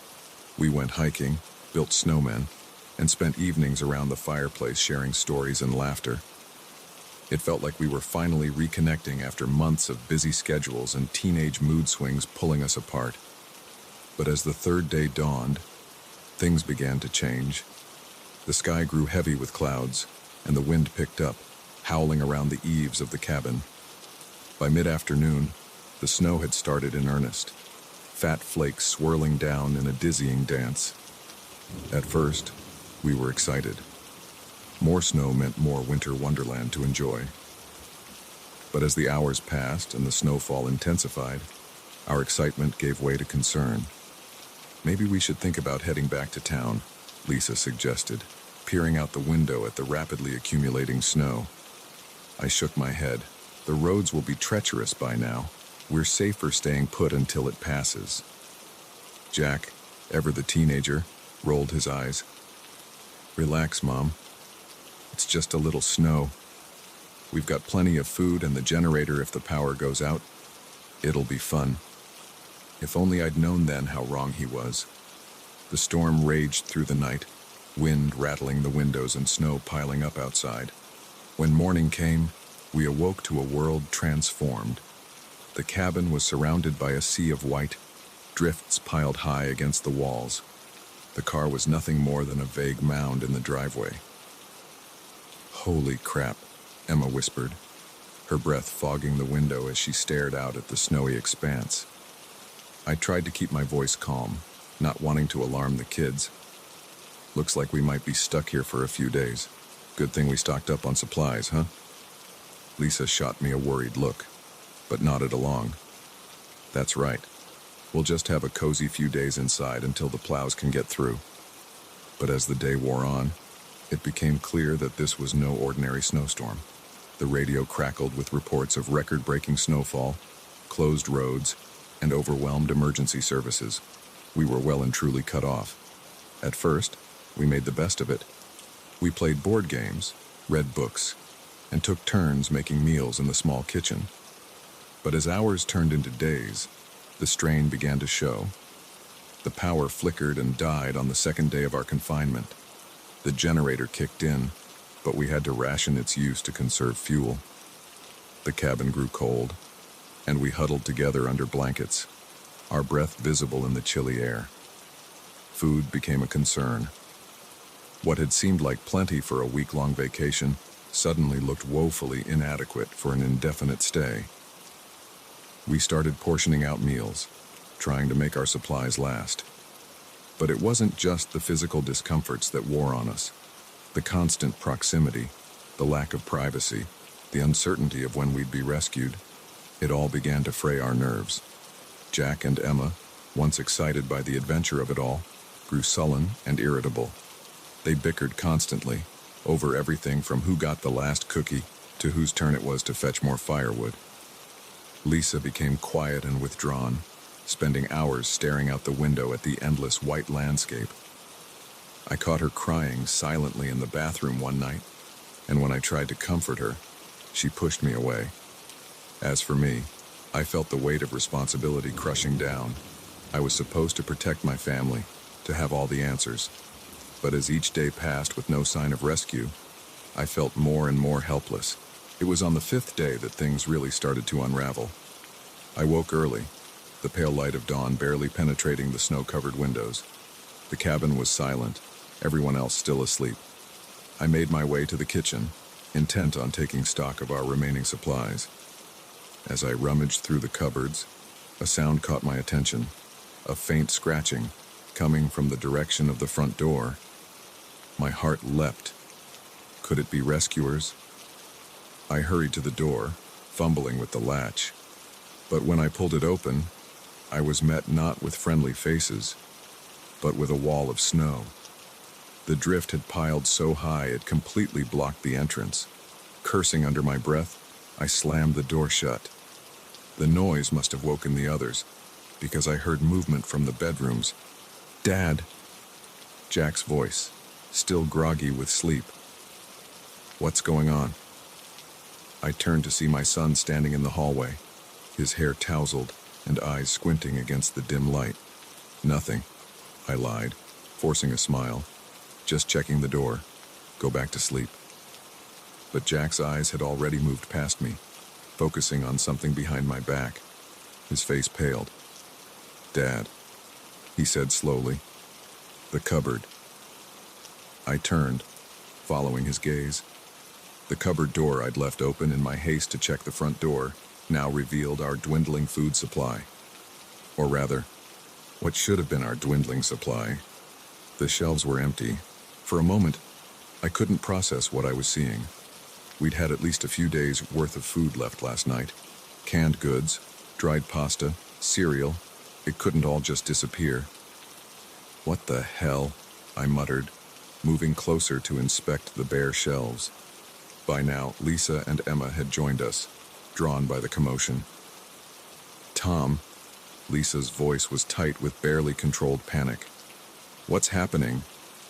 I turned to face my family, their worried faces illuminated by the weak morning light.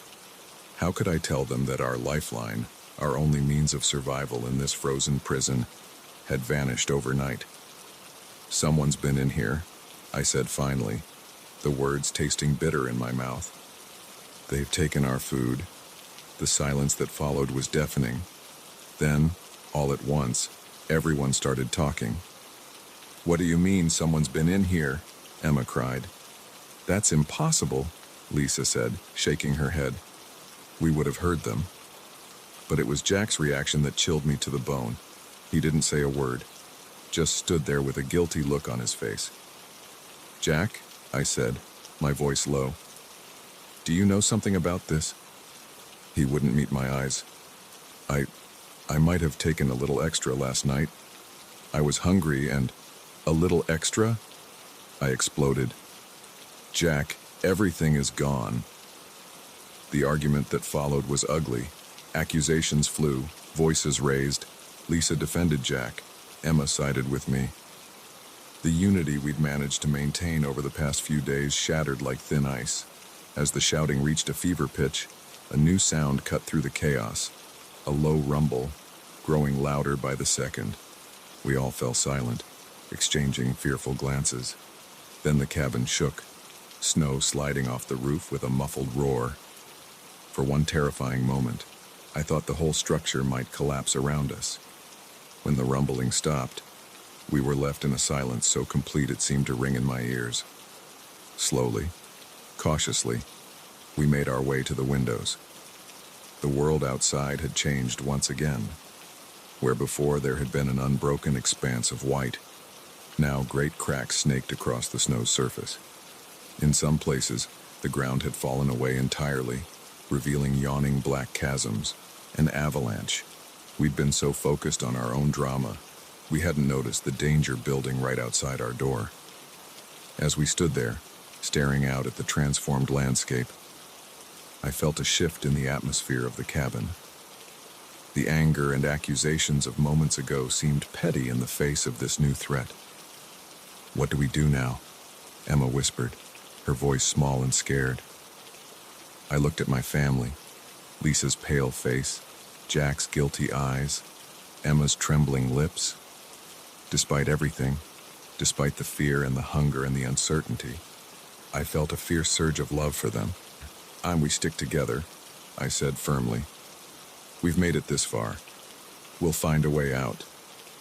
And as we huddled close, the wind howling outside and dangers lurking both within and without, I knew that our real test was just beginning. The storm had trapped us here, but it was our own actions that would determine whether we survived, not just physically, but as a family. The food was gone, the snow was unstable, and we were more alone than ever. But we had each other. And in that moment, I vowed to myself that it would be enough. It had to be.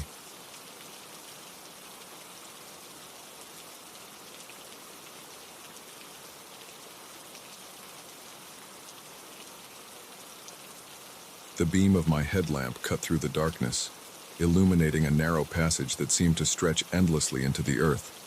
The air was thick with dust and the musty smell of long-forgotten secrets. I took a deep breath, trying to calm my racing heart. This was it, the legendary lost copper mine, untouched for over a century. We had found it. But as I would soon discover, some things are lost for a reason. "Are you sure about this, Alex?" Sarah's voice echoed off the rocky walls, tinged with a mixture of excitement and apprehension. I turned to face my fellow hikers, Sarah, Mike, and Jess.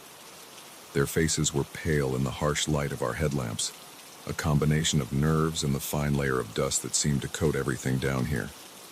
"Come on, guys," I said, trying to inject some enthusiasm into my voice. "We've been planning this expedition for months. We can't turn back now." The truth was, I was just as nervous as they were. We were experienced hikers, sure, but amateur spelunkers at best. The old mine shaft we'd discovered hidden behind a growth of dense vegetation wasn't on any of our maps.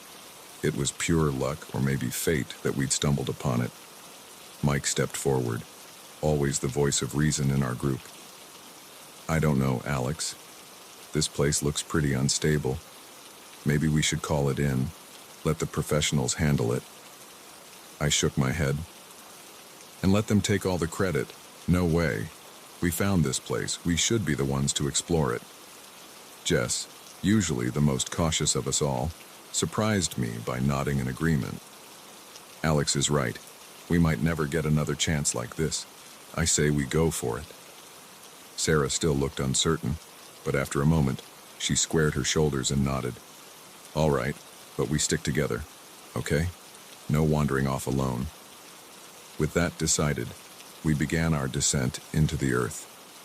The tunnel sloped gently downward, its walls lined with old wooden support beams that creaked ominously as we passed. Our headlamps cast long, dancing shadows that seemed to mock our intrusion into this long, undisturbed place. As we ventured deeper, signs of the mine's former life began to appear. Rusty pickaxes and shovels littered the ground, and here and there we spotted the remains of old mining carts, their wheels frozen in place by decades of disuse. "This is incredible," Jess whispered, her archaeologist's eye taking in every detail. "It's like stepping back in time." I had to agree, despite the oppressive darkness and the constant, nagging feeling that we shouldn't be here. I couldn't help but feel a thrill of excitement. We were the first people to see these sights in over 100 years. We had been walking for about an hour when we came to a fork in the tunnel. Both paths stretched into darkness, giving no clue as to where they might lead. "Which way?" Sarah asked, shining her light down each passage in turn. I pulled out the old map we'd found in the town archives. It was faded and torn, barely legible in places, but it was the best guide we had. After studying it for a moment, I pointed to the left tunnel. "This way, if I'm reading this correctly, it should lead us to the main excavation chamber." We continued on, the tunnel growing narrower and the air becoming thicker with dust. The silence was oppressive, broken only by the sound of our footsteps and the occasional drip of water from unseen crevices. Suddenly, Mike stopped short, causing Jess to bump into him from behind. "Did you hear that?" he asked, his voice barely above a whisper. We all fell silent, straining our ears. For a moment, I heard nothing but the pounding of my own heart. Then, faintly, I caught it, a low rumbling sound, like distant thunder. "It's probably just the wind," I said, trying to convince myself as much as the others. "Come on, we must be getting close." But as we pressed on, the rumbling grew louder. Small pebbles began to skitter across the ground, and a fine dust rained down from above. "Alex," Sarah said, her voice tight with fear. "I really think we should turn back." I was about to agree when suddenly, the tunnel opened up into a vast chamber. Our headlamps couldn't reach the far walls or the ceiling, giving the impression that we were standing on the edge of an abyss. "This is it," I breathed. "The main chamber." As our eyes adjusted, we began to make out shapes in the darkness. Huge, rusted machinery loomed like sleeping giants. Piles of rock and debris created an alien landscape. And there, glinting in the beam of my headlamp, was a vein of copper ore running through the rock face. We had found it, the mother lode that had eluded miners for decades. Our excitement was short-lived, however. The rumbling, which had faded to background noise, suddenly intensified. The ground beneath our feet began to tremble. "Earthquake," Mike yelled, but I knew it was worse than that. The years of neglect, the weight of the earth above us, and our own intrusion had destabilized the already precarious mine. It was collapsing. "Run!" I shouted, already turning back towards the tunnel. We scrambled back the way we had come, the rumbling growing to a deafening roar. Rocks began to fall around us, small at first, then larger. I heard Jess cry out in pain as one struck her shoulder, but we couldn't stop. The tunnel seemed to go on forever, twisting and turning in ways I didn't remember from our journey in. Had we taken a wrong turn? The dust was so thick now that our headlamps were nearly useless, creating a disorienting strobe effect as we ran. A particularly violent tremor knocked us all off our feet. As I struggled to stand, I realized with horror that I could no longer see the others. "Sarah, Mike, Jess," I called out, my voice hoarse from the dust. "Over here." I heard Sarah's voice, faint and muffled. I moved towards the sound, my hand on the wall to keep my bearings. I found Sarah helping Jess to her feet. Jess's face was streaked with tears and dust, and she was cradling her arm. "Where's Mike?" I asked, dreading the answer. Sarah shook her head, her eyes wide with fear. "I don't know. We got separated when we fell." Another tremor shook the tunnel, and more rocks fell. We had to keep moving. "Mike," I shouted one last time, straining to hear a response over the rumbling of the collapsing mine. Nothing. With a heavy heart, I grabbed Sarah's hand. "We have to go. Now." We ran, half blind, through the crumbling tunnel. Every step could have been our last, every rumble potentially signaling a cave-in that would bury us alive. Just when I thought we couldn't go on any longer, I saw it. A faint glimmer of natural light ahead. The exit. With a final burst of energy, we sprinted towards it. Rocks were falling all around us now, the entire mine groaning as if in its death throes. We burst out of the tunnel and kept running, not stopping until we were well clear of the mine entrance. As we turned to look back, we saw the entire hillside seem to shudder and then collapse in on itself, sending up a huge cloud of dust. We stood there, gasping for air, covered in dust and blood from numerous small cuts, alive but shell-shocked. "Mike," Jess sobbed, clutching her injured arm. "He's still in there." The reality of what had just happened began to sink in. We had entered that mine 4 strong, united in our excitement for adventure and discovery. Now we stood here, only 3, broken and battered. As the dust began to settle, we heard a sound that made our hearts leap, coughing, coming from the direction of the collapsed mine entrance. We rushed over, hardly daring to hope, and there was Mike, crawling out from under a fallen tree that had somehow shielded him from the worst of the collapse. He was covered in dust, bleeding from a gash on his forehead, but alive. We helped him to his feet, all of us too overwhelmed to speak. We had survived, but just barely. The mine, with all its secrets and riches, was gone, buried under tons of rock and earth. As we made our way slowly back to civilization, I couldn't help but think about the miners who had come before us. How many of them had been lost to the mountain's hunger? How many had seen the glint of copper and pressed on despite the danger, only to have the earth swallow them whole? We had been lucky. We had escaped with our lives, if not unscathed. But the experience had changed us. We had gone looking for adventure and fortune, and instead found a stark reminder of nature's power and our own mortality. The lost copper mine would remain lost, its secrets buried deeper than ever. And we, the foolish explorers who had dared to disturb its slumber, would carry the weight of our experience for the rest of our lives. Some things, we had learned, are better left undiscovered.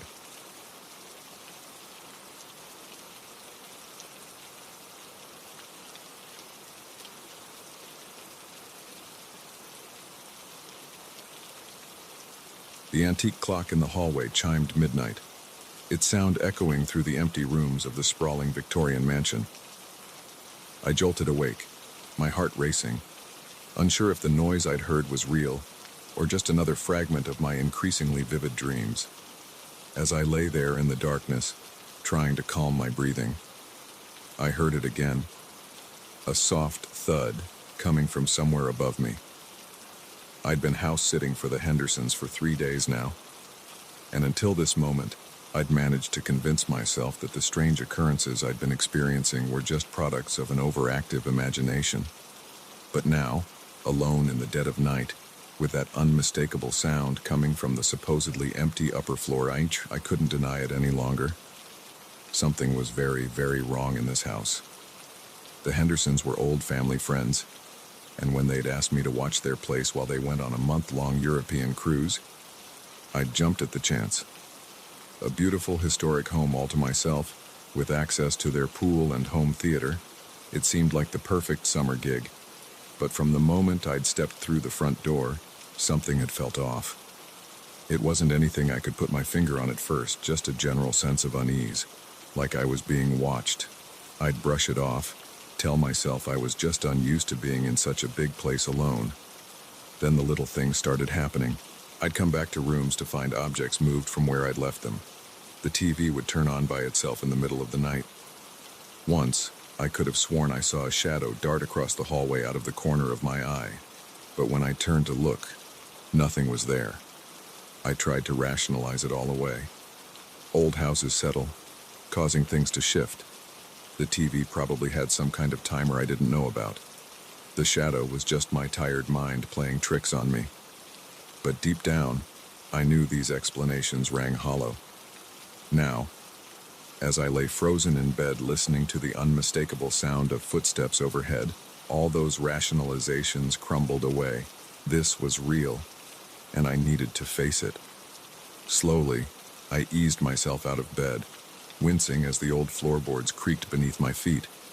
I grabbed my phone, using its flashlight to illuminate the room, as I searched for something, anything, I could use as a weapon. My eyes fell on a heavy brass candlestick on the dresser. It wasn't much, but it was better than nothing. Armed with my makeshift weapon and my phone, I crept out into the hallway. The air felt thick and oppressive, as if the very house was holding its breath in anticipation. I made my way to the stairs, each step feeling like an eternity as I strained my ears for any further sounds from above. As I reached the second-floor landing, I heard it again, a soft scraping noise, like furniture being moved, coming from the direction of the attic. My hands were shaking so badly I nearly dropped the candlestick. Every instinct screamed at me to turn and run, to get out of the house and never look back. But curiosity, that fatal human flaw, propelled me forward. The attic door loomed before me, a dark maw ready to swallow me whole. I reached out, my hand trembling, and grasped the doorknob. It was ice cold to the touch, sending a shiver down my spine. Taking a deep breath, I turned the knob and pushed the door open. The beam from my phone's flashlight swept across the attic, illuminating dusty old furniture draped in sheets, boxes piled high with forgotten memories, and cobweb-covered rafters. At first glance, everything seemed normal, but then my light fell on something that made my blood run cold. In the far corner of the attic, partially hidden behind a stack of boxes, was a rocking chair, and it was moving, creaking back and forth as if someone had just vacated it. But there was no one there. I stood frozen in the doorway, my mind refusing to process what I was seeing. The rocking slowed, then stopped altogether, leaving the attic in eerie silence. For a moment, I thought maybe I had imagined it. Then, slowly, Deliberately, it began to rock again. A whimper escaped my lips, and I stumbled backward, nearly falling down the stairs in my haste to get away. I ran back to my room, slamming the door shut and wedging a chair under the doorknob for good measure. My heart was pounding so hard I thought it might burst out of my chest. I spent the rest of the night huddled in bed, jumping at every creak and groan of the old house. When dawn finally broke, I was exhausted but too wired to sleep. I needed answers. As soon as it was a reasonable hour, I called Mrs. Henderson. My voice must have betrayed my distress because her cheerful greeting quickly turned to concern. "Sarah, what's wrong? Has something happened to the house?" I took a deep breath, trying to figure out how to explain without sounding crazy. "Mrs. Henderson, I think there might be something wrong with your house. Something unexplainable." There was a long pause on the other end of the line. When Mrs. Henderson spoke again, her voice was quieter, almost resigned. "You've seen something, haven't you?"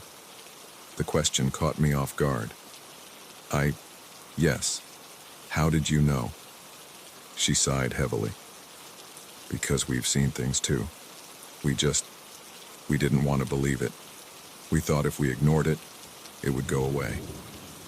My mind reeled. They had known. All this time. "What is it? What's happening in this house?" "We don't know for sure," Mrs. Henderson said. "But the previous owners, they told us stories about the original family who built the house, about the tragedy that happened here." She went on to tell me a tale that chilled me to my core. The house had been built in the late 1800s by a wealthy industrialist for his wife and young daughter. But the family's happiness was short-lived. The daughter fell ill with a mysterious sickness, wasting away despite the best efforts of every doctor they could find. In his desperation to save his child, the father turned to darker methods. He began dabbling in the occult, performing rituals in the attic in a misguided attempt to cure his daughter. But instead of saving her, he opened a door to something that should have remained closed. The daughter died, and in his grief, the father took his own life. The mother, driven mad by the loss and the things she had seen, spent the rest of her days in an asylum. The house stood empty for years, gaining a reputation as a place of ill fortune. "We didn't want to believe it," Mrs. Henderson finished. "We thought it was just local superstition. But then things started happening. Little things at first. Then..." Her voice trailed off, leaving the rest unsaid. I understood now why they had been so eager to go on this trip, why they had jumped at the chance to be away from the house for an extended period. "What should I do?" I asked, my voice small and scared. "Leave," Mrs. Henderson said firmly. "Pack your things and go. We'll make arrangements for someone else to watch the house. I'm so sorry we put you in this situation, Sarah. We should have warned you." I wanted to be angry at them for keeping this from me, for putting me in danger, but I could hear the genuine remorse in Mrs. Henderson's voice. They had been victims of this house too, in their own way. After hanging up, I wasted no time in packing my things. As I moved through the house, gathering my belongings, I could feel eyes on me. The air seemed to thicken, as if the house knew I was trying to leave and was attempting to hold me back. Just as I was about to walk out the front door, I heard it again, that soft thud from upstairs. Against my better judgment, I turned to look up the stairs. There, at the top, I saw a figure. A small, pale girl in an old-fashioned dress, her eyes sad and pleading. She raised a hand, as if reaching out to me, and then vanished. I ran. I ran until I reached my car, threw my bags in the back, and peeled out of the driveway. As I sped away, I glanced in the rearview mirror. The house stood silent and imposing, its windows like dark eyes watching me go. And there, in the attic window, I could have sworn I saw the girl again, her small hand pressed against the glass. I never went back to that house. The Hendersons sold it soon after, moving across the country to escape its influence. Sometimes, late at night, I still dream of that attic, of the rocking chair moving on its own, of the sad-eyed girl reaching out to me. And I wonder, not for the first time, if leaving was really an escape, or if some small part of that house came with me, a shadow that will follow me for the rest of my days.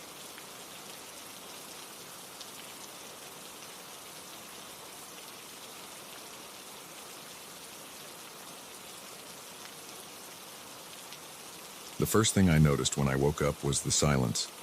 The usual chorus of birdsong that had accompanied our mornings in the wilderness was conspicuously absent. As I unzipped our tent and peered out into the misty dawn, an unsettling feeling crept over me. Something was different, something was wrong. We had been camping for 3 days now, myself, my best friend Jake, and his girlfriend Mia. It was supposed to be a week-long trip, a chance to disconnect from the world and enjoy nature. But as I surveyed our campsite, my blood ran cold. Carved into the trunk of every tree surrounding our clearing were strange symbols, intricate, alien designs that seemed to glow faintly in the early morning light. They formed a perfect circle around our camp, an unbroken barrier that hadn't been there when we'd gone to sleep. "Jake," I called out, my voice barely above a whisper. "Jake, you need to see this." I heard rustling from inside the tent, followed by Jake's sleepy voice. "What's up, man? It's barely dawn. Just come out here, please." A few moments later, Jake emerged from the tent, rubbing sleep from his eyes. He froze when he saw the symbols, his face draining of color. What the hell? By now, Mia had joined us, her eyes wide as she took in the scene. Did you guys do this?" she asked, her voice trembling slightly. I shook my head. "No way. These weren't here last night. Someone, or something, must have done this while we were sleeping." We stood in stunned silence for a moment, the implications of what that meant sinking in. Someone had been in our camp, mere feet from where we slept, carving these bizarre symbols into the trees. And we hadn't heard a thing. Jake was the first to snap out of it. "Okay, let's not panic. Maybe it's just some local kids playing a prank. We should pack up and head back to the trailhead." I nodded, grateful for his level-headedness. We quickly set about breaking camp, all of us casting nervous glances at the surrounding forest.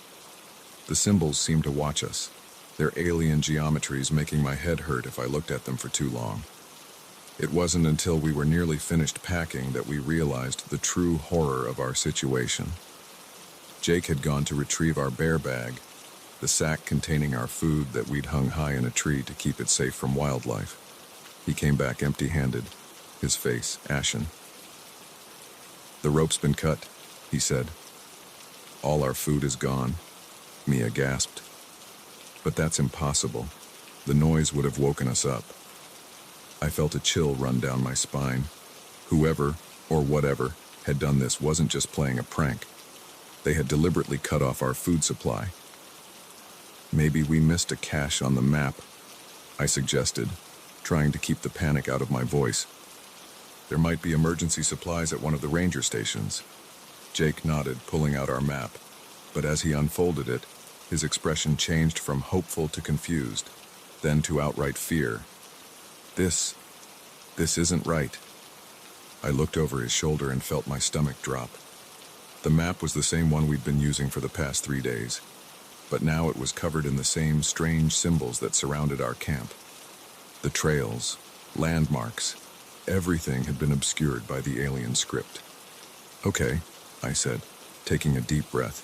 "Let's not freak out. We know the general direction of the trailhead. If we just head east, we're bound to hit a road eventually." We shouldered our packs and set off, trying to maintain a brave face. But as we walked, it quickly became apparent that something was very wrong. The forest looked different somehow. The trees seemed taller, more densely packed. Shadows moved in ways they shouldn't, and more than once I could have sworn I saw shapes darting just at the edge of my vision. Hours passed, and we should have reached the trailhead by now. But the forest showed no signs of thinning, no indication that we were nearing civilization. Our water was running low, and hunger was beginning to gnaw at us.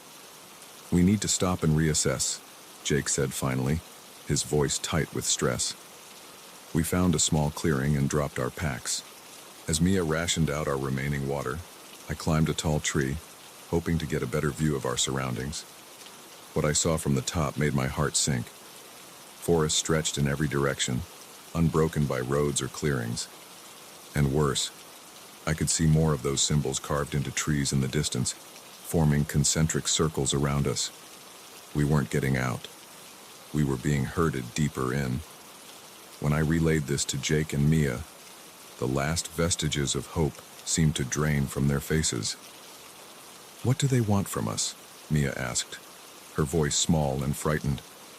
Before anyone could answer, a twig snapped in the forest behind us.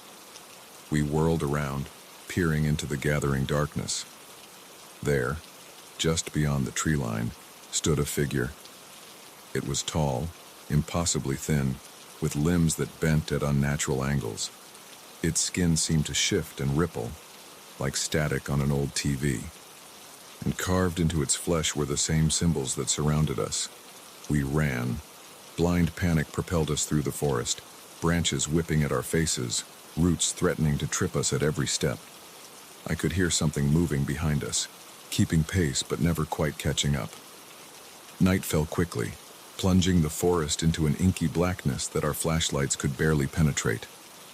We ran until our legs gave out, collapsing in a small hollow formed by the roots of a massive tree. As we lay there, gasping for breath, reality began to set in. We were lost in a forest that defied logic, being hunted by something beyond our understanding, with no food and dwindling water. The gravity of our situation hit me like a physical blow. "What do we do now?" Mia whispered, clutching Jake's hand. I opened my mouth to respond, but no words came out. What could I say? That we were going to be okay? That we'd find a way out? Any reassurance would have rung hollow in the face of our impossible situation. A sound cut through the night, a low, melodic humming that seemed to come from everywhere and nowhere at once. The air around us began to shimmer, and those damned symbols appeared again, floating in the air like holographic projections. "Oh God," Jake breathed. "They're coming." The humming grew louder, and with it came a pressure in my head, like something was trying to push its way into my mind. I saw Jake and Mia clutching their heads, their faces contorted in pain. Images began to flash before my eyes. Vast, impossible structures on alien worlds. Creatures that defied description moving through dimensions I couldn't comprehend. And through it all, those symbols, pulsing and shifting, trying to convey some meaning just beyond my grasp. I don't know how long we lay there, assaulted by visions of things no human was meant to see. It could have been minutes or hours, but eventually, mercifully, it stopped. When I opened my eyes, the forest was gone. We were lying on cold, smooth stone in a vast chamber that seemed to stretch into infinity. The walls, floor, and ceiling were covered in those now familiar symbols, glowing with an inner light, and we weren't alone. Surrounding us were the creatures, dozens of them, their bodies twisting and shifting in ways that hurt to look at. They made no move towards us, simply watched with eyes that weren't eyes. One of them stepped forward, its form solidifying into something almost, but not quite, human. When it spoke, the words appeared in my mind rather than being heard. "You have been chosen," it said, "to witness, to understand, to become." I wanted to scream, to run, to wake up from this nightmare, but I was frozen in place, my body no longer under my control. "Your world is but one of many," the creature continued. "Your reality, a thin veil easily pierced. We are the watchers, the keepers of gates, and you shall join us." As it spoke, I felt my body begin to change. My skin rippled and shifted, new appendages sprouting where none should be. I tried to scream, but my mouth was no longer a mouth. The last thing I saw before my vision changed forever was Jake and Mia, undergoing the same horrific transformation. Then everything shifted, and I was seeing, feeling, experiencing reality in a way I could never have imagined. We had entered the forest as humans, We would leave it as something else entirely. The Watchers had chosen us, and in doing so, had erased our humanity forever. In the world we left behind, 3 more hikers would go missing in those woods. Search parties would find nothing but strange symbols carved into trees, and the forest would wait, patient and hungry, for its next victims. For we were the Watchers now, and the hunt would go on.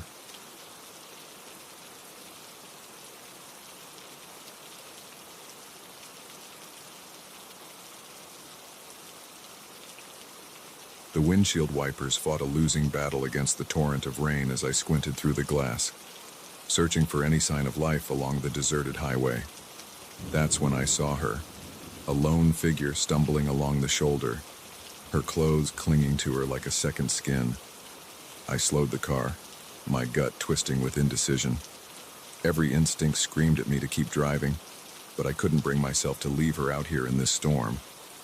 I pulled over, my hazard lights blinking weakly in the darkness. As I rolled down the window, she approached, her face hidden beneath a curtain of wet hair. "Are you okay?" I called out, having to raise my voice over the pounding rain. "Do you need a ride?" She looked up then, and I felt a chill that had nothing to do with the weather. Her eyes were wild, desperate, and there was a smear of something dark across her cheek that I prayed was just mud. "Please," she said, her voice barely above a whisper. "Please help me." Against my better judgment, I unlocked the doors. She climbed in, bringing with her the smell of rain and something else, something metallic that made my nose wrinkle. "Thank you," she breathed, pushing her hair back from her face. In the dim light of the car's interior, I could see that she was young, probably in her early 20s. Pretty, despite being soaked to the bone and looking like she'd been through hell. I didn't think anyone would stop. "Where are you headed?" I asked, trying to keep my voice casual as I pulled back onto the road. She hesitated, just a beat too long. "The next town, Millbrook. Do you know it?" I nodded. It was about 30 miles down the highway, a small, forgettable place I'd passed through 100 times on my sales routes. "I'm John," I said, figuring I should at least introduce myself to the stranger I'd let into my car. "Alice," she replied, though something in her tone made me wonder if that was really her name. We drove in silence for a while, the rhythmic swish of the wipers and the drumming of rain on the roof the only sounds. I kept sneaking glances at Alice, trying to figure her out. Her clothes were expensive looking, despite being soaked and muddy, and there was something about the way she held herself, tense and alert, that set me on edge. "So," I said, unable to bear the silence any longer, "what brings you out here on a night like this?" Alice flinched, as if my question had physically struck her. I had car trouble," she said, not meeting my eyes. "Broke down a few miles back." It was a plausible enough story, but something about it rang false. I opened my mouth to ask another question, but she cut me off. "Look, I really appreciate the ride, but I'd rather not talk, if that's okay. It's been a long night." I nodded, focusing back on the road, but my mind was racing. Who was this woman? What was she running from? Because it was clear now that she was running from something. We'd been driving for about 15 minutes when I saw the flashing lights in my rearview mirror. A police car coming up fast behind us. "Damn," I muttered. "Looks like I might have been speeding. Don't worry, I'll just explain the situation and..." But Alice wasn't listening. She had gone rigid in her seat, her eyes wide with terror as she stared at the approaching police car. "No," she whispered. "No, no, no, please, you can't let them catch me." My blood ran cold.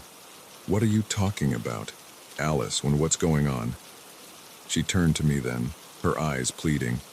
"I'll explain everything, I promise. But please, please don't stop. If they catch me, they'll kill me." I hesitated, my foot hovering over the brake pedal. Every rational part of my brain was screaming at me to stop, to let the police handle whatever this was. But something in Alice's eyes, the raw fear I saw there, made me do the unthinkable. I pressed down on the accelerator.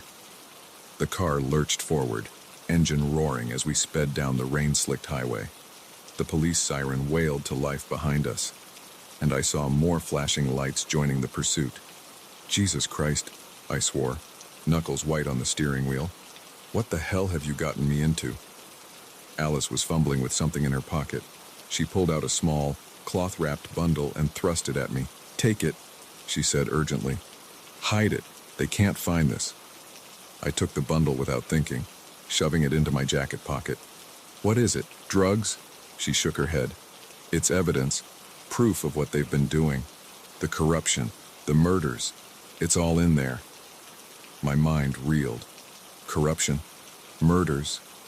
What had I stumbled into? The car fishtailed as we took a curve too fast, and I fought to keep control. The police were gaining on us, their sirens a constant, nerve-shredding wail. There's a turnoff up ahead, Alice said, leaning forward to peer through the rain-streaked windshield. An old logging road. If we can make it, we might lose them. I saw it, a barely visible break in the trees. At the speed we were going, trying to make that turn would be suicide. But the alternative was to be caught by whoever was chasing us, and something told me that would be even worse. I made a split-second decision, wrenching the wheel to the right. The car skidded, tires screaming in protest. For a heart-stopping moment, I thought we were going to flip. But then we were on the logging road, bouncing and jolting down the unpaved track. The dense forest closed in around us, branches scraping against the sides of the car. I killed the headlights, plunging us into near-total darkness. It was madness to drive like this, but I could still hear the sirens behind us, growing fainter but not gone. We drove for what felt like hours, though it was probably only minutes. The old road twisted and turned, taking us deeper into the woods. Finally, when I could no longer hear any sign of pursuit, I brought the car to a stop in a small clearing. For a long moment, neither of us spoke. The only sound was our ragged breathing and the patter of rain on the roof. Then Alice turned to me, her face pale in the dim light. "I'm so sorry," she said, her voice breaking. "I never meant to drag anyone else into this." "Start talking," I said, surprised by the steadiness in my own voice. "Who are you really, and what the hell is going on?" She took a deep breath, seeming to gather herself. "My name isn't Alice. It's Detective Sarah Reeves. I've been working undercover for the past year, investigating a ring of corrupt cops in Millbrook." The story she told me over the next half hour was like something out of a crime thriller. A small-town police force running drugs, taking bribes, even committing murder to cover their tracks. Sarah had been sent in to gather evidence, but her cover had been blown earlier that night. "They came for me at my apartment," she said, her eyes haunted. "I barely got out alive. I managed to grab the evidence, but I lost my phone, my badge, everything. When I saw you on the road, I thought you might be one of them." I sat back, trying to process it all.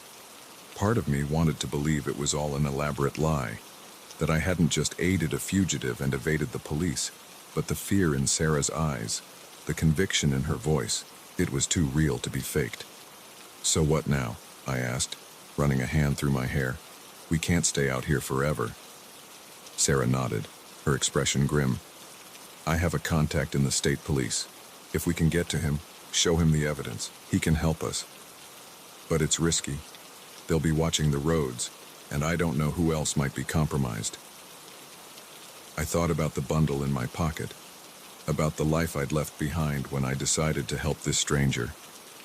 There was no going back now. I was in this, for better or worse. "Okay," I said, starting the car again. "Let's do it."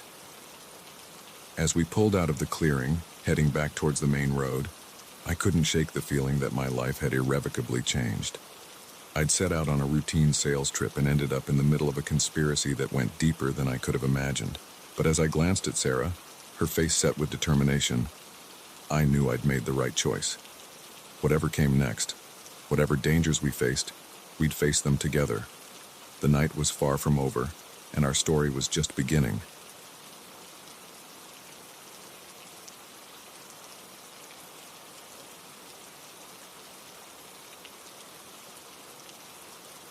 The first crack of thunder made us all jump, our nervous laughter barely masking the growing unease that had settled over our group.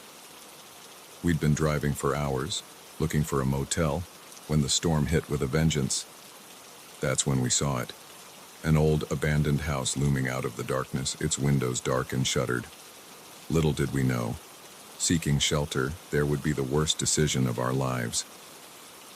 "Come on, guys," Mike said, his voice tinged with forced cheerfulness. "It's just for one night. Better than sleeping in the car, right?" I wasn't so sure about that, but as another flash of lightning illuminated the torrential downpour outside, I knew we didn't have much choice. There were 4 of us: Mike, his girlfriend Sarah, our friend Jake, and me. We'd been on a road trip, heading to a music festival, when our GPS led us astray down a series of increasingly remote back roads.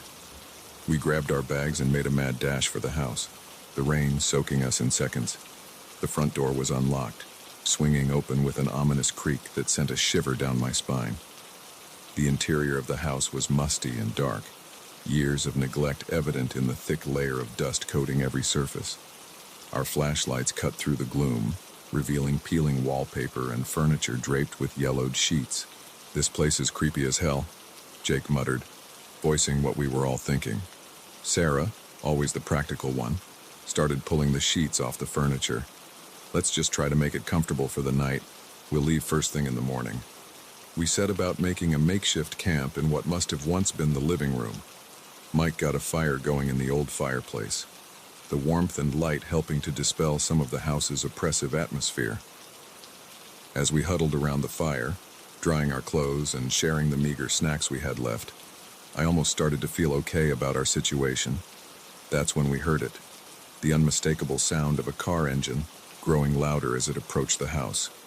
We all froze, exchanging wide-eyed glances. Who else would be out here, in the middle of nowhere, on a night like this? "Maybe it's the owners," Sarah whispered, but the tremor in her voice betrayed her doubt. The car came to a stop outside, its headlights casting long shadows through the cracks in the boarded-up windows. We heard car doors slam, then voices, men's voices, low and urgent. Mike quickly doused the fire, plunging us into darkness. We huddled together, hardly daring to breathe as footsteps approached the front door. The door burst open, and 3 men entered, their hulking silhouettes filling the doorway. They were carrying something, large duffel bags that clinked metallically as they moved. "Coast is clear," one of them growled.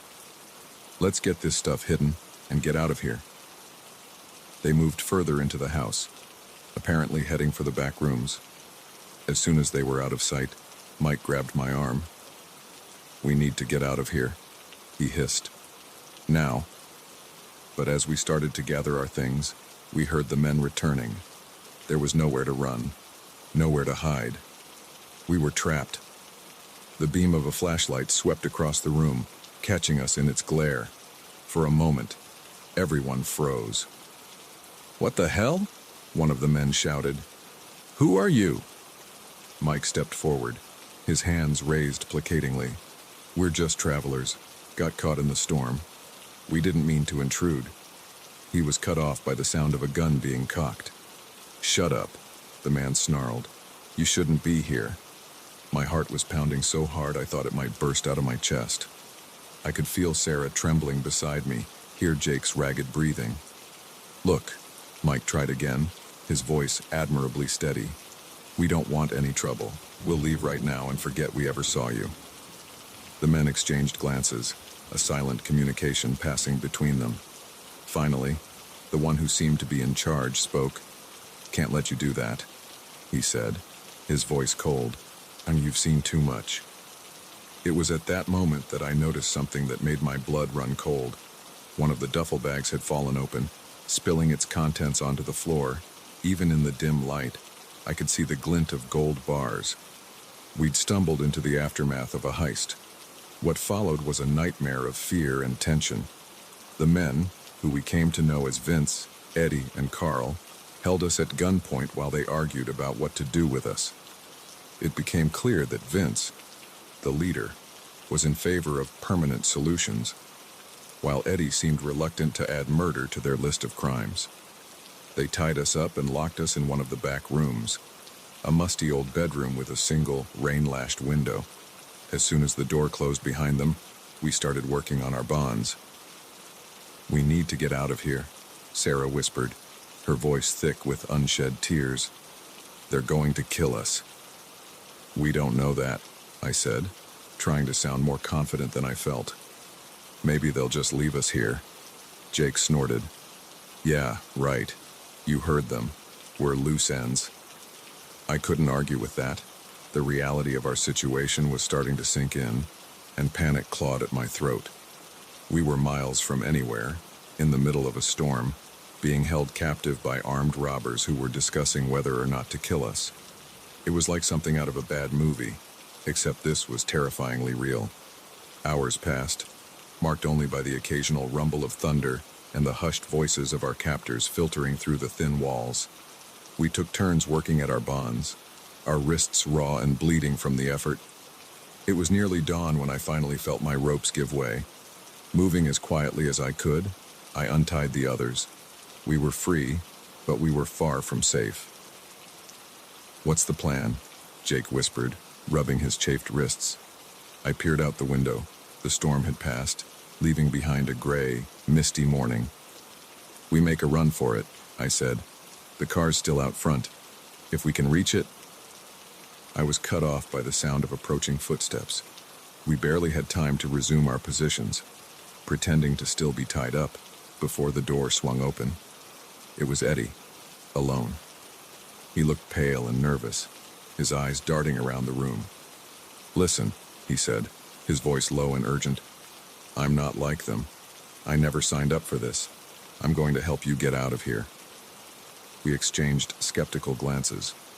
Could we trust him? Did we have a choice? Eddie quickly untied our fake bonds, explaining in hushed tones that Vince and Carl were asleep.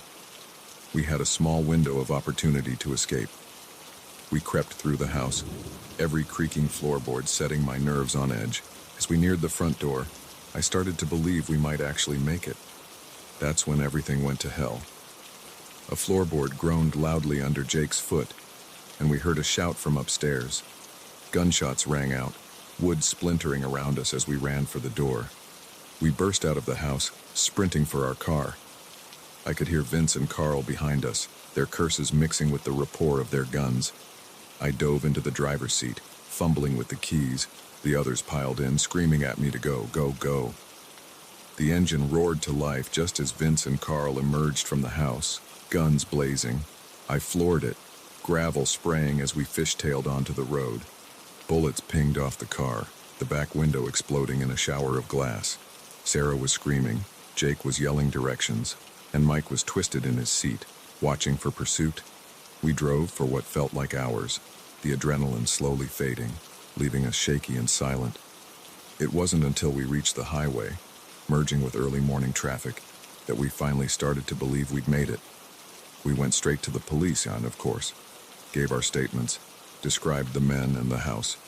They found the place, but it was empty. No gold, no robbers, not even Eddie. Sometimes, late at night, I still wake up in a cold sweat, the echo of gunshots ringing in my ears. I see the glint of gold bars, feel the rough ropes on my wrists, hear Vince's cold voice discussing our fate. We went looking for shelter from a storm, and found ourselves fighting for our lives.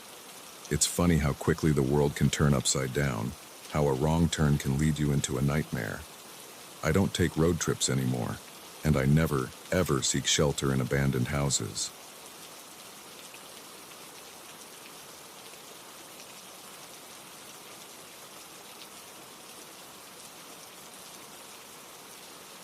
The wheel jerked violently in my hands as the car hit another deep rut, sending a spray of mud across the windshield.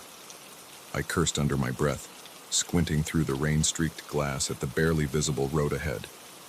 This shortcut was turning out to be anything but and as the sky darkened with the approaching night, I was beginning to regret my decision to venture off the main highway. I'd been driving for hours, trying to make it to my sister's wedding rehearsal dinner. The storm had slowed me down considerably, and in a moment of frustration, I'd followed my GPS's suggestion of a quicker route through the back roads.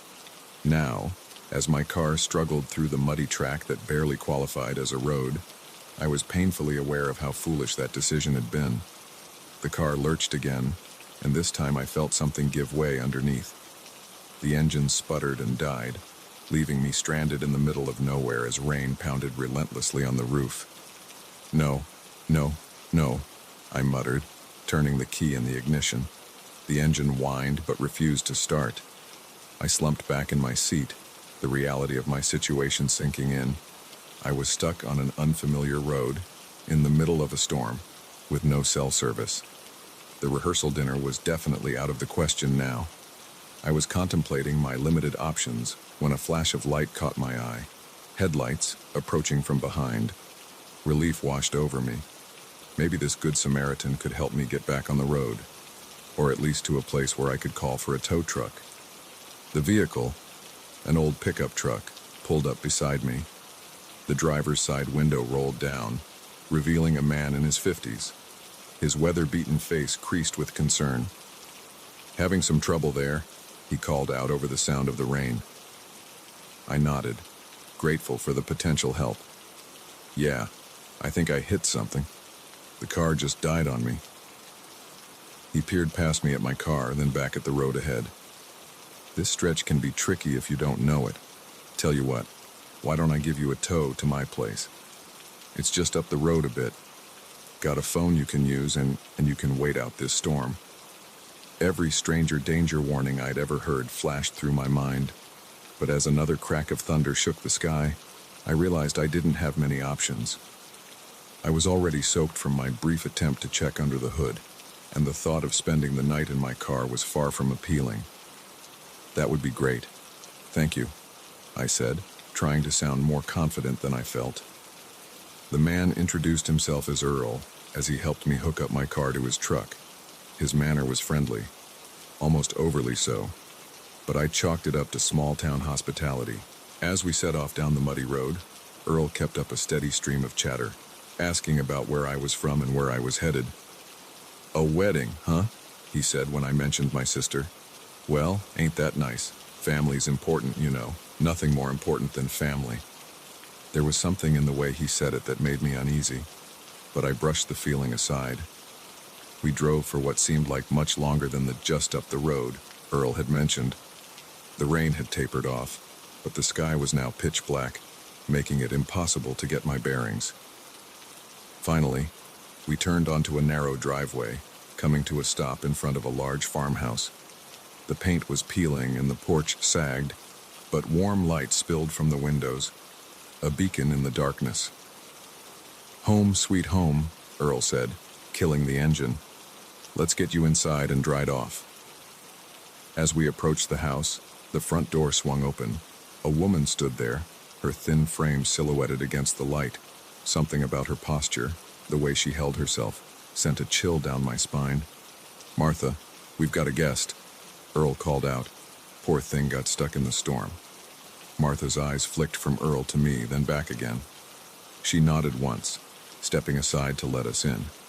The interior of the house was cluttered but clean, with an odd mix of modern appliances and antique furniture. The walls were covered in old photographs, their subjects staring out with solemn expressions. "You must be freezing," Martha said, her voice surprisingly soft. "Why don't you go get changed? I've got some old clothes that might fit you." Before I could protest, she was ushering me up a narrow staircase. The upper floor was dark, lit only by a single bare bulb at the end of the hallway. Martha pointed me towards a small bedroom, handing me a bundle of clothes before disappearing back downstairs. As I changed into the musty-smelling but dry clothes, I couldn't shake the feeling that something was off. The room felt wrong somehow. The furniture was old-fashioned, almost like a museum display.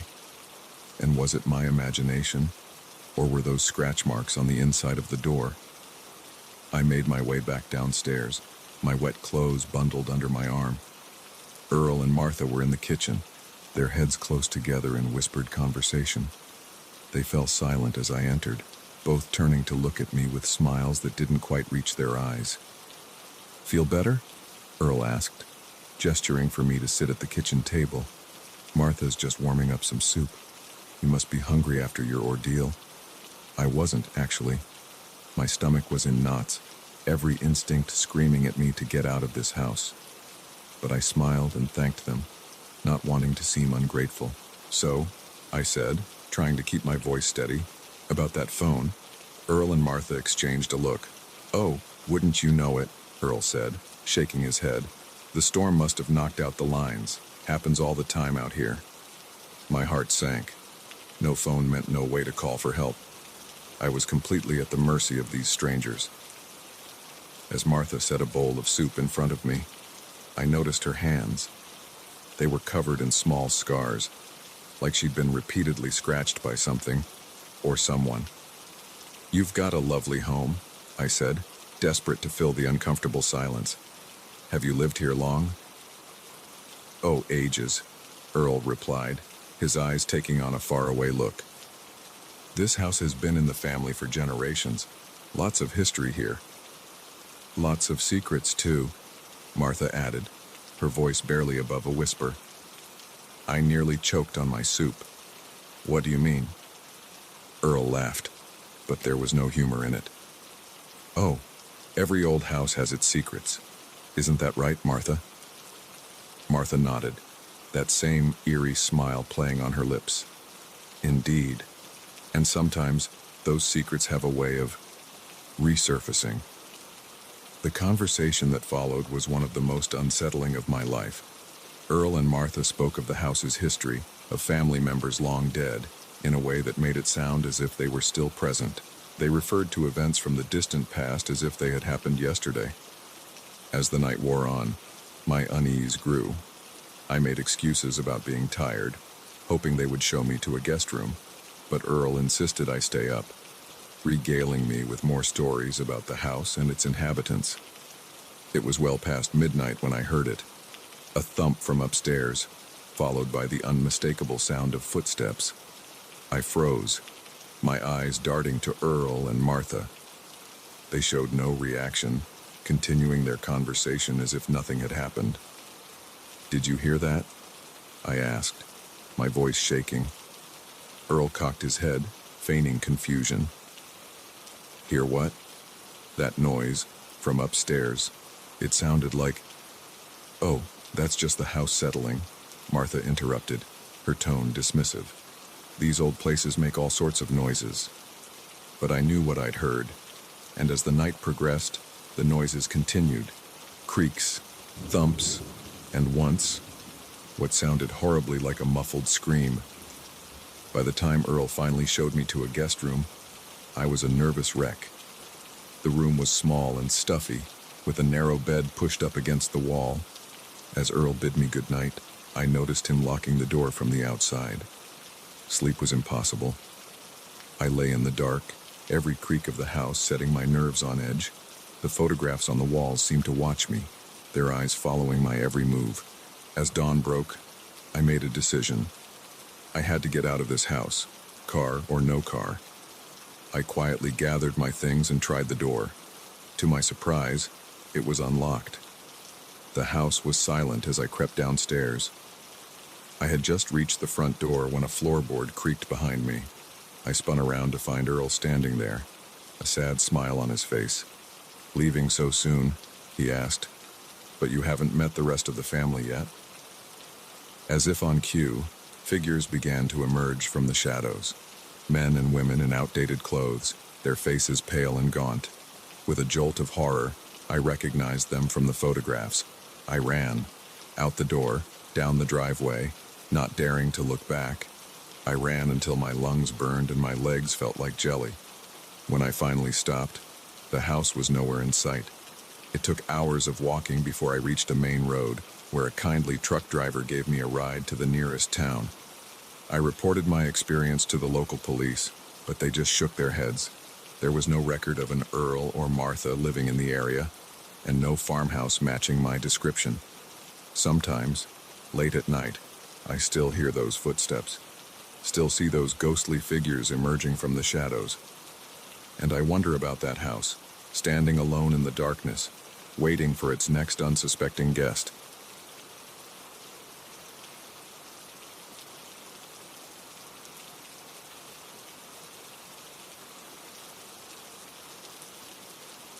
The first drop of blood on the forest floor stopped us dead in our tracks.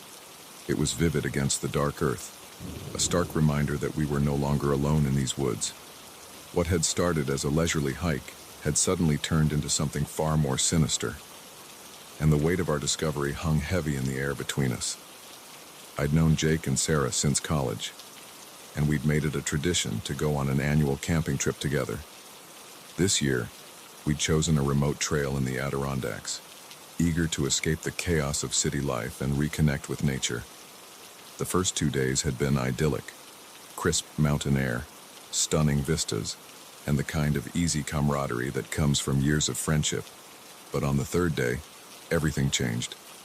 We'd veered off the main trail, following a barely visible path that promised a shortcut to a secluded waterfall. That's when Sarah spotted it, a single, perfectly round drop of blood on a fallen leaf. "Guys," she said, her voice barely above a whisper. "Look at this." Jake and I crowded around, peering at the leaf. "It's probably just from an animal," I said, trying to sound more confident than I felt. "Maybe a deer that got scratched by a branch." But even as I said it, I knew it wasn't true. The blood was fresh, still glistening in the dappled sunlight that filtered through the canopy above. Jake knelt down, examining the ground around the leaf. "There's more," he said, pointing to a faint trail of droplets leading deeper into the forest. "It looks like whatever it is, it's heading that way." We exchanged uneasy glances. The smart thing to do would be to turn back, to pretend we hadn't seen anything and continue on our planned route. But curiosity, that fatal human flaw, got the better of us. "We should check it out," Sarah said, her eyes bright with a mix of fear and excitement. "What if someone's hurt and needs help?" I wanted to argue, to point out all the reasons why following a mysterious blood trail in the middle of nowhere was a terrible idea. But I could see the determination in Sarah's face, and then I knew Jake would side with her. So, against my better judgment, I nodded. We followed the trail of blood, moving as quietly as we could through the underbrush. The drops became more frequent, larger, forming a clear path through the forest. The air felt thicker somehow, charged with an energy that made the hair on the back of my neck stand up. After about 10 minutes of walking, we came to a small clearing. What we saw there made my blood run cold. In the center of the clearing was a deer carcass, freshly killed and partially butchered. But this was no ordinary hunter's kill. The animal had been arranged in a deliberate pattern, its limbs splayed out in unnatural angles. Around it, drawn in what could only be the deer's blood, were strange symbols I didn't recognize. "What the hell?" Jake breathed, his face pale. Sarah had her hand over her mouth, her eyes wide with horror. "We need to go," she whispered. "Now." But before we could move, a twig snapped somewhere behind us. We whirled around, hearts pounding, to see a figure step out from behind a tree. It was a man, tall and gaunt, with wild eyes and matted hair. He was dressed in tattered clothes that might once have been hunting gear, and in his hand, he held a wicked-looking knife, its blade dark with blood. "Well, well," he said, his voice a raspy growl. "Looks like we've got some uninvited guests." I felt Sarah grip my arm, her fingers digging in painfully. Jake had shifted into a defensive stance, placing himself between us and the stranger.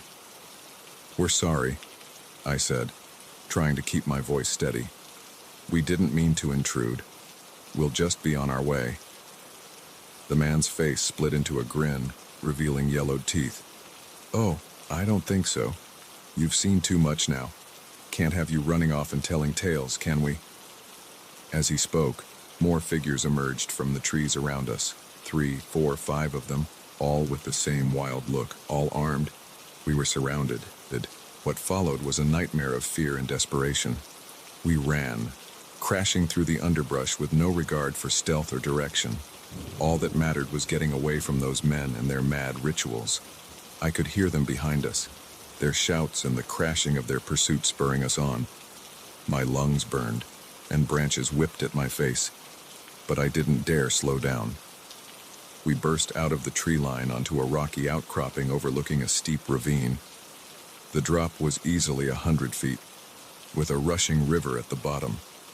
We skidded to a halt at the edge, trapped between the cliff and our pursuers. "What do we do?" Sarah gasped, her eyes wild with panic.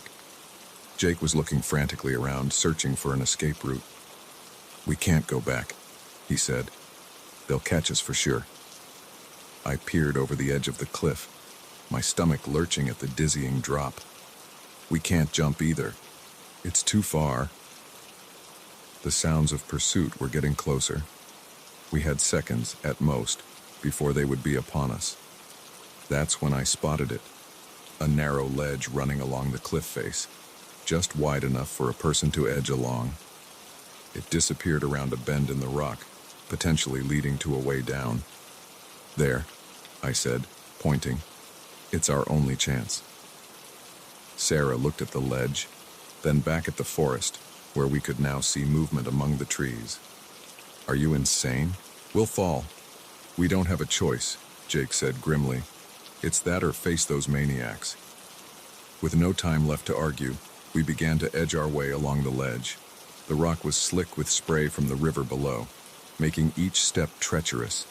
I went first, then Sarah, with Jake bringing up the rear. We had made it about halfway around the bend when our pursuers burst out of the forest. Their shouts of anger turned to howls of frustration when they saw us on the ledge. "Keep going," I called back to the others. "Don't stop, don't look down." But even as I said it, I heard a scream. Sarah had slipped, her foot skidding on the wet rock. She teetered on the edge for a heart-stopping moment before Jake grabbed her, hauling her back against the cliff face. The men on the cliff top were getting bolder. One of them had produced a rifle and was taking aim. The crack of gunfire echoed off the rocks, and chips of stone exploded inches from my head. "Move!" Jake yelled, pushing Sarah ahead of him. "Go! Go! Go!" We scrambled along the ledge, bullets pinging off the rock around us. Just when I thought we couldn't go any further, the ledge widened, revealing a narrow path leading down the cliff face. We half ran, half slid down the path, loose rocks skittering away under our feet. The shouts from above grew fainter as we descended, until finally, mercifully, we reached the bottom of the ravine. Without pausing to catch our breath, we plunged into the icy river. The current was strong, threatening to sweep us away, but we fought against it, struggling towards the far bank. By the time we dragged ourselves out of the water on the other side, there was no sign of our pursuers. We collapsed on the rocky shore, gasping for air, our bodies shaking with cold and adrenaline. "Do you think we lost them?" Sarah asked between chattering teeth. Jake nodded, scanning the cliff top. "I think so. No way they could follow us down here." As the immediate danger passed, the reality of our situation began to sink in. We were miles from our campsite, soaking wet, with no supplies and no idea where we were. And somewhere out there, a group of murderous cultists was probably still looking for us. "We need to find help," I said, struggling to my feet. "A ranger station, a town, anything." We set off along the riverbank, exhausted but driven by the need to put as much distance between us and that clearing as possible. It was nearly dark by the time we stumbled upon a road, and another hour before a passing truck stopped to help us. The local police were skeptical of our story, but a search of the area where we'd been camping turned up evidence that corroborated our account. They found the remains of several animals arranged in ritualistic patterns, along with signs of a long-term camp hidden deep in the woods. But of the men who had chased us, there was no sign. They had vanished back into the forest, leaving behind only the chilling memory of their mad eyes and bloody knives. We never went camping again after that. The experience left us changed, more aware of the darkness that can lurk in the wilderness and in the hearts of men. Sometimes, late at night, I still wake up in a cold sweat, the echo of those inhuman howls ringing in my ears. And I wonder about those men, about what drove them to such madness, and whether they're still out there, waiting for their next unsuspecting victims to stumble upon their unholy rituals. The forest holds many secrets, some beautiful, some terrifying. We were lucky to escape with our lives, but the scars of that day will stay with us forever. It's a reminder that sometimes the most dangerous predators in the wilderness walk on two legs.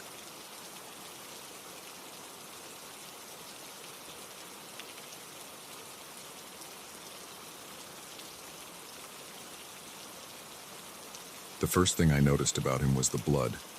It was caked under his fingernails, smeared across his torn shirt, and matted in his wild, unkempt hair. He stumbled into our campsite just as the sun was setting, his eyes wide and unfocused, muttering incoherently about being lost. In that moment, as my family froze in shock and fear, I had no idea that this stranger's arrival would turn our peaceful camping trip into a night of terror and survival. We had been looking forward to this trip for months. My wife, Lisa, our two kids, Tommy, 12, and Sarah, 9, and I had planned a week-long adventure in the Cascade Mountains. It was our chance to disconnect from the world, bond as a family, and enjoy the great outdoors. The first 3 days had been idyllic: hiking, fishing, and sitting around the campfire telling stories and roasting marshmallows. But on that fourth evening, everything changed. I was tending the fire while Lisa prepared dinner. Tommy and Sarah were playing a card game nearby when we heard the rustling in the underbrush. At first, I thought it might be a deer or maybe even a bear, and I reached for the bear spray we kept handy. But then he appeared, this stranger who looked like he'd been through hell. "Help," he croaked, stumbling towards us. "Please, I'm lost." Lisa gasped, pulling the kids close to her. I stood up slowly, my hand still on the bear spray. "Sir," I said, trying to keep my voice calm, "are you all right? Are you hurt?" He shook his head frantically, his matted hair whipping around his face. "Lost. For days. Can't find my way back." As he got closer, I could see that what I had initially thought was dirt on his clothes was actually dried blood. My heart raced, but I tried to maintain a calm exterior for my family's sake. "Okay, just take it easy," I said, holding up my hands in what I hoped was a reassuring gesture. "We can help you. Why don't you sit down by the fire and we'll get you some water?" He nodded gratefully and collapsed onto one of our camp chairs. Lisa, her face pale with worry, handed me a bottle of water, which I passed to the stranger. He gulped it down greedily, water and saliva dribbling down his chin. "What's your name?" I asked, once he had finished drinking. "John," he rasped. "John Carlyle." "All right, John. Can you tell us what happened? How did you get lost?" John's eyes darted around nervously, never quite focusing on any of us. "Hiking. With friends. Got separated. Been wandering for days." Something about his story didn't quite add up. If he'd been lost for days, why hadn't we heard any search helicopters or seen any rescue teams? And the blood, where had it come from if he wasn't injured? I glanced at Lisa, and I could see the same doubts reflected in her eyes. She nodded slightly, understanding my unspoken message to keep the kids close. "John," I said carefully, "we have a satellite phone. We can call for help, get a rescue team out here." At the mention of calling for help, John's demeanor changed instantly. His eyes, previously unfocused, suddenly sharpened with an intensity that sent a chill down my spine. "No!" he shouted, leaping to his feet with surprising agility. "No calls. They'll find me." Tommy and Sarah whimpered, pressing closer to Lisa. I stepped between them and John, my hand tightening on the bear spray. "Who'll find you, John?" I asked, fighting to keep my voice steady. "Who are you running from?" John's eyes darted around wildly, as if expecting someone to jump out of the shadows at any moment. "The others," he whispered. "The ones who changed. They're hunting me." A cold dread settled in the pit of my stomach. This man wasn't just lost. He was delusional, possibly dangerous. We were miles from the nearest town, with no way to call for help without agitating him further. "Okay, John," I said soothingly. "No calls. Why don't you just sit back down and we'll figure this out?" For a moment, he seemed to calm down, sinking back into the chair. But then Sarah, in a small and frightened voice, asked, "Daddy, why does the man have blood on him?" John's head snapped towards her, his eyes wild. "Blood," he muttered. "Yes, blood. Had to defend myself. They tried to take me, but I fought back. I won." He stood up again, his hands clenching and unclenching at his sides. I could see Lisa from the corner of my eye, slowly edging the kids towards the tent. "John," I said, trying to draw his attention back to me, "why don't you tell me more about these others? Who are they?" But John wasn't listening anymore. His eyes were fixed on Sarah, a strange, hungry look on his face. "So young," he murmured. "So pure. They haven't gotten to her yet." That was all I needed to hear. In one fluid motion, I raised the bear spray and unleashed a cloud of burning mist directly into John's face. He screamed, a sound more animal than human, clawing at his eyes. I turned to my family, shouting, "Run! Get to the car!" Lisa didn't hesitate. She scooped up Sarah and grabbed Tommy's hand, sprinting towards our SUV parked a short distance away.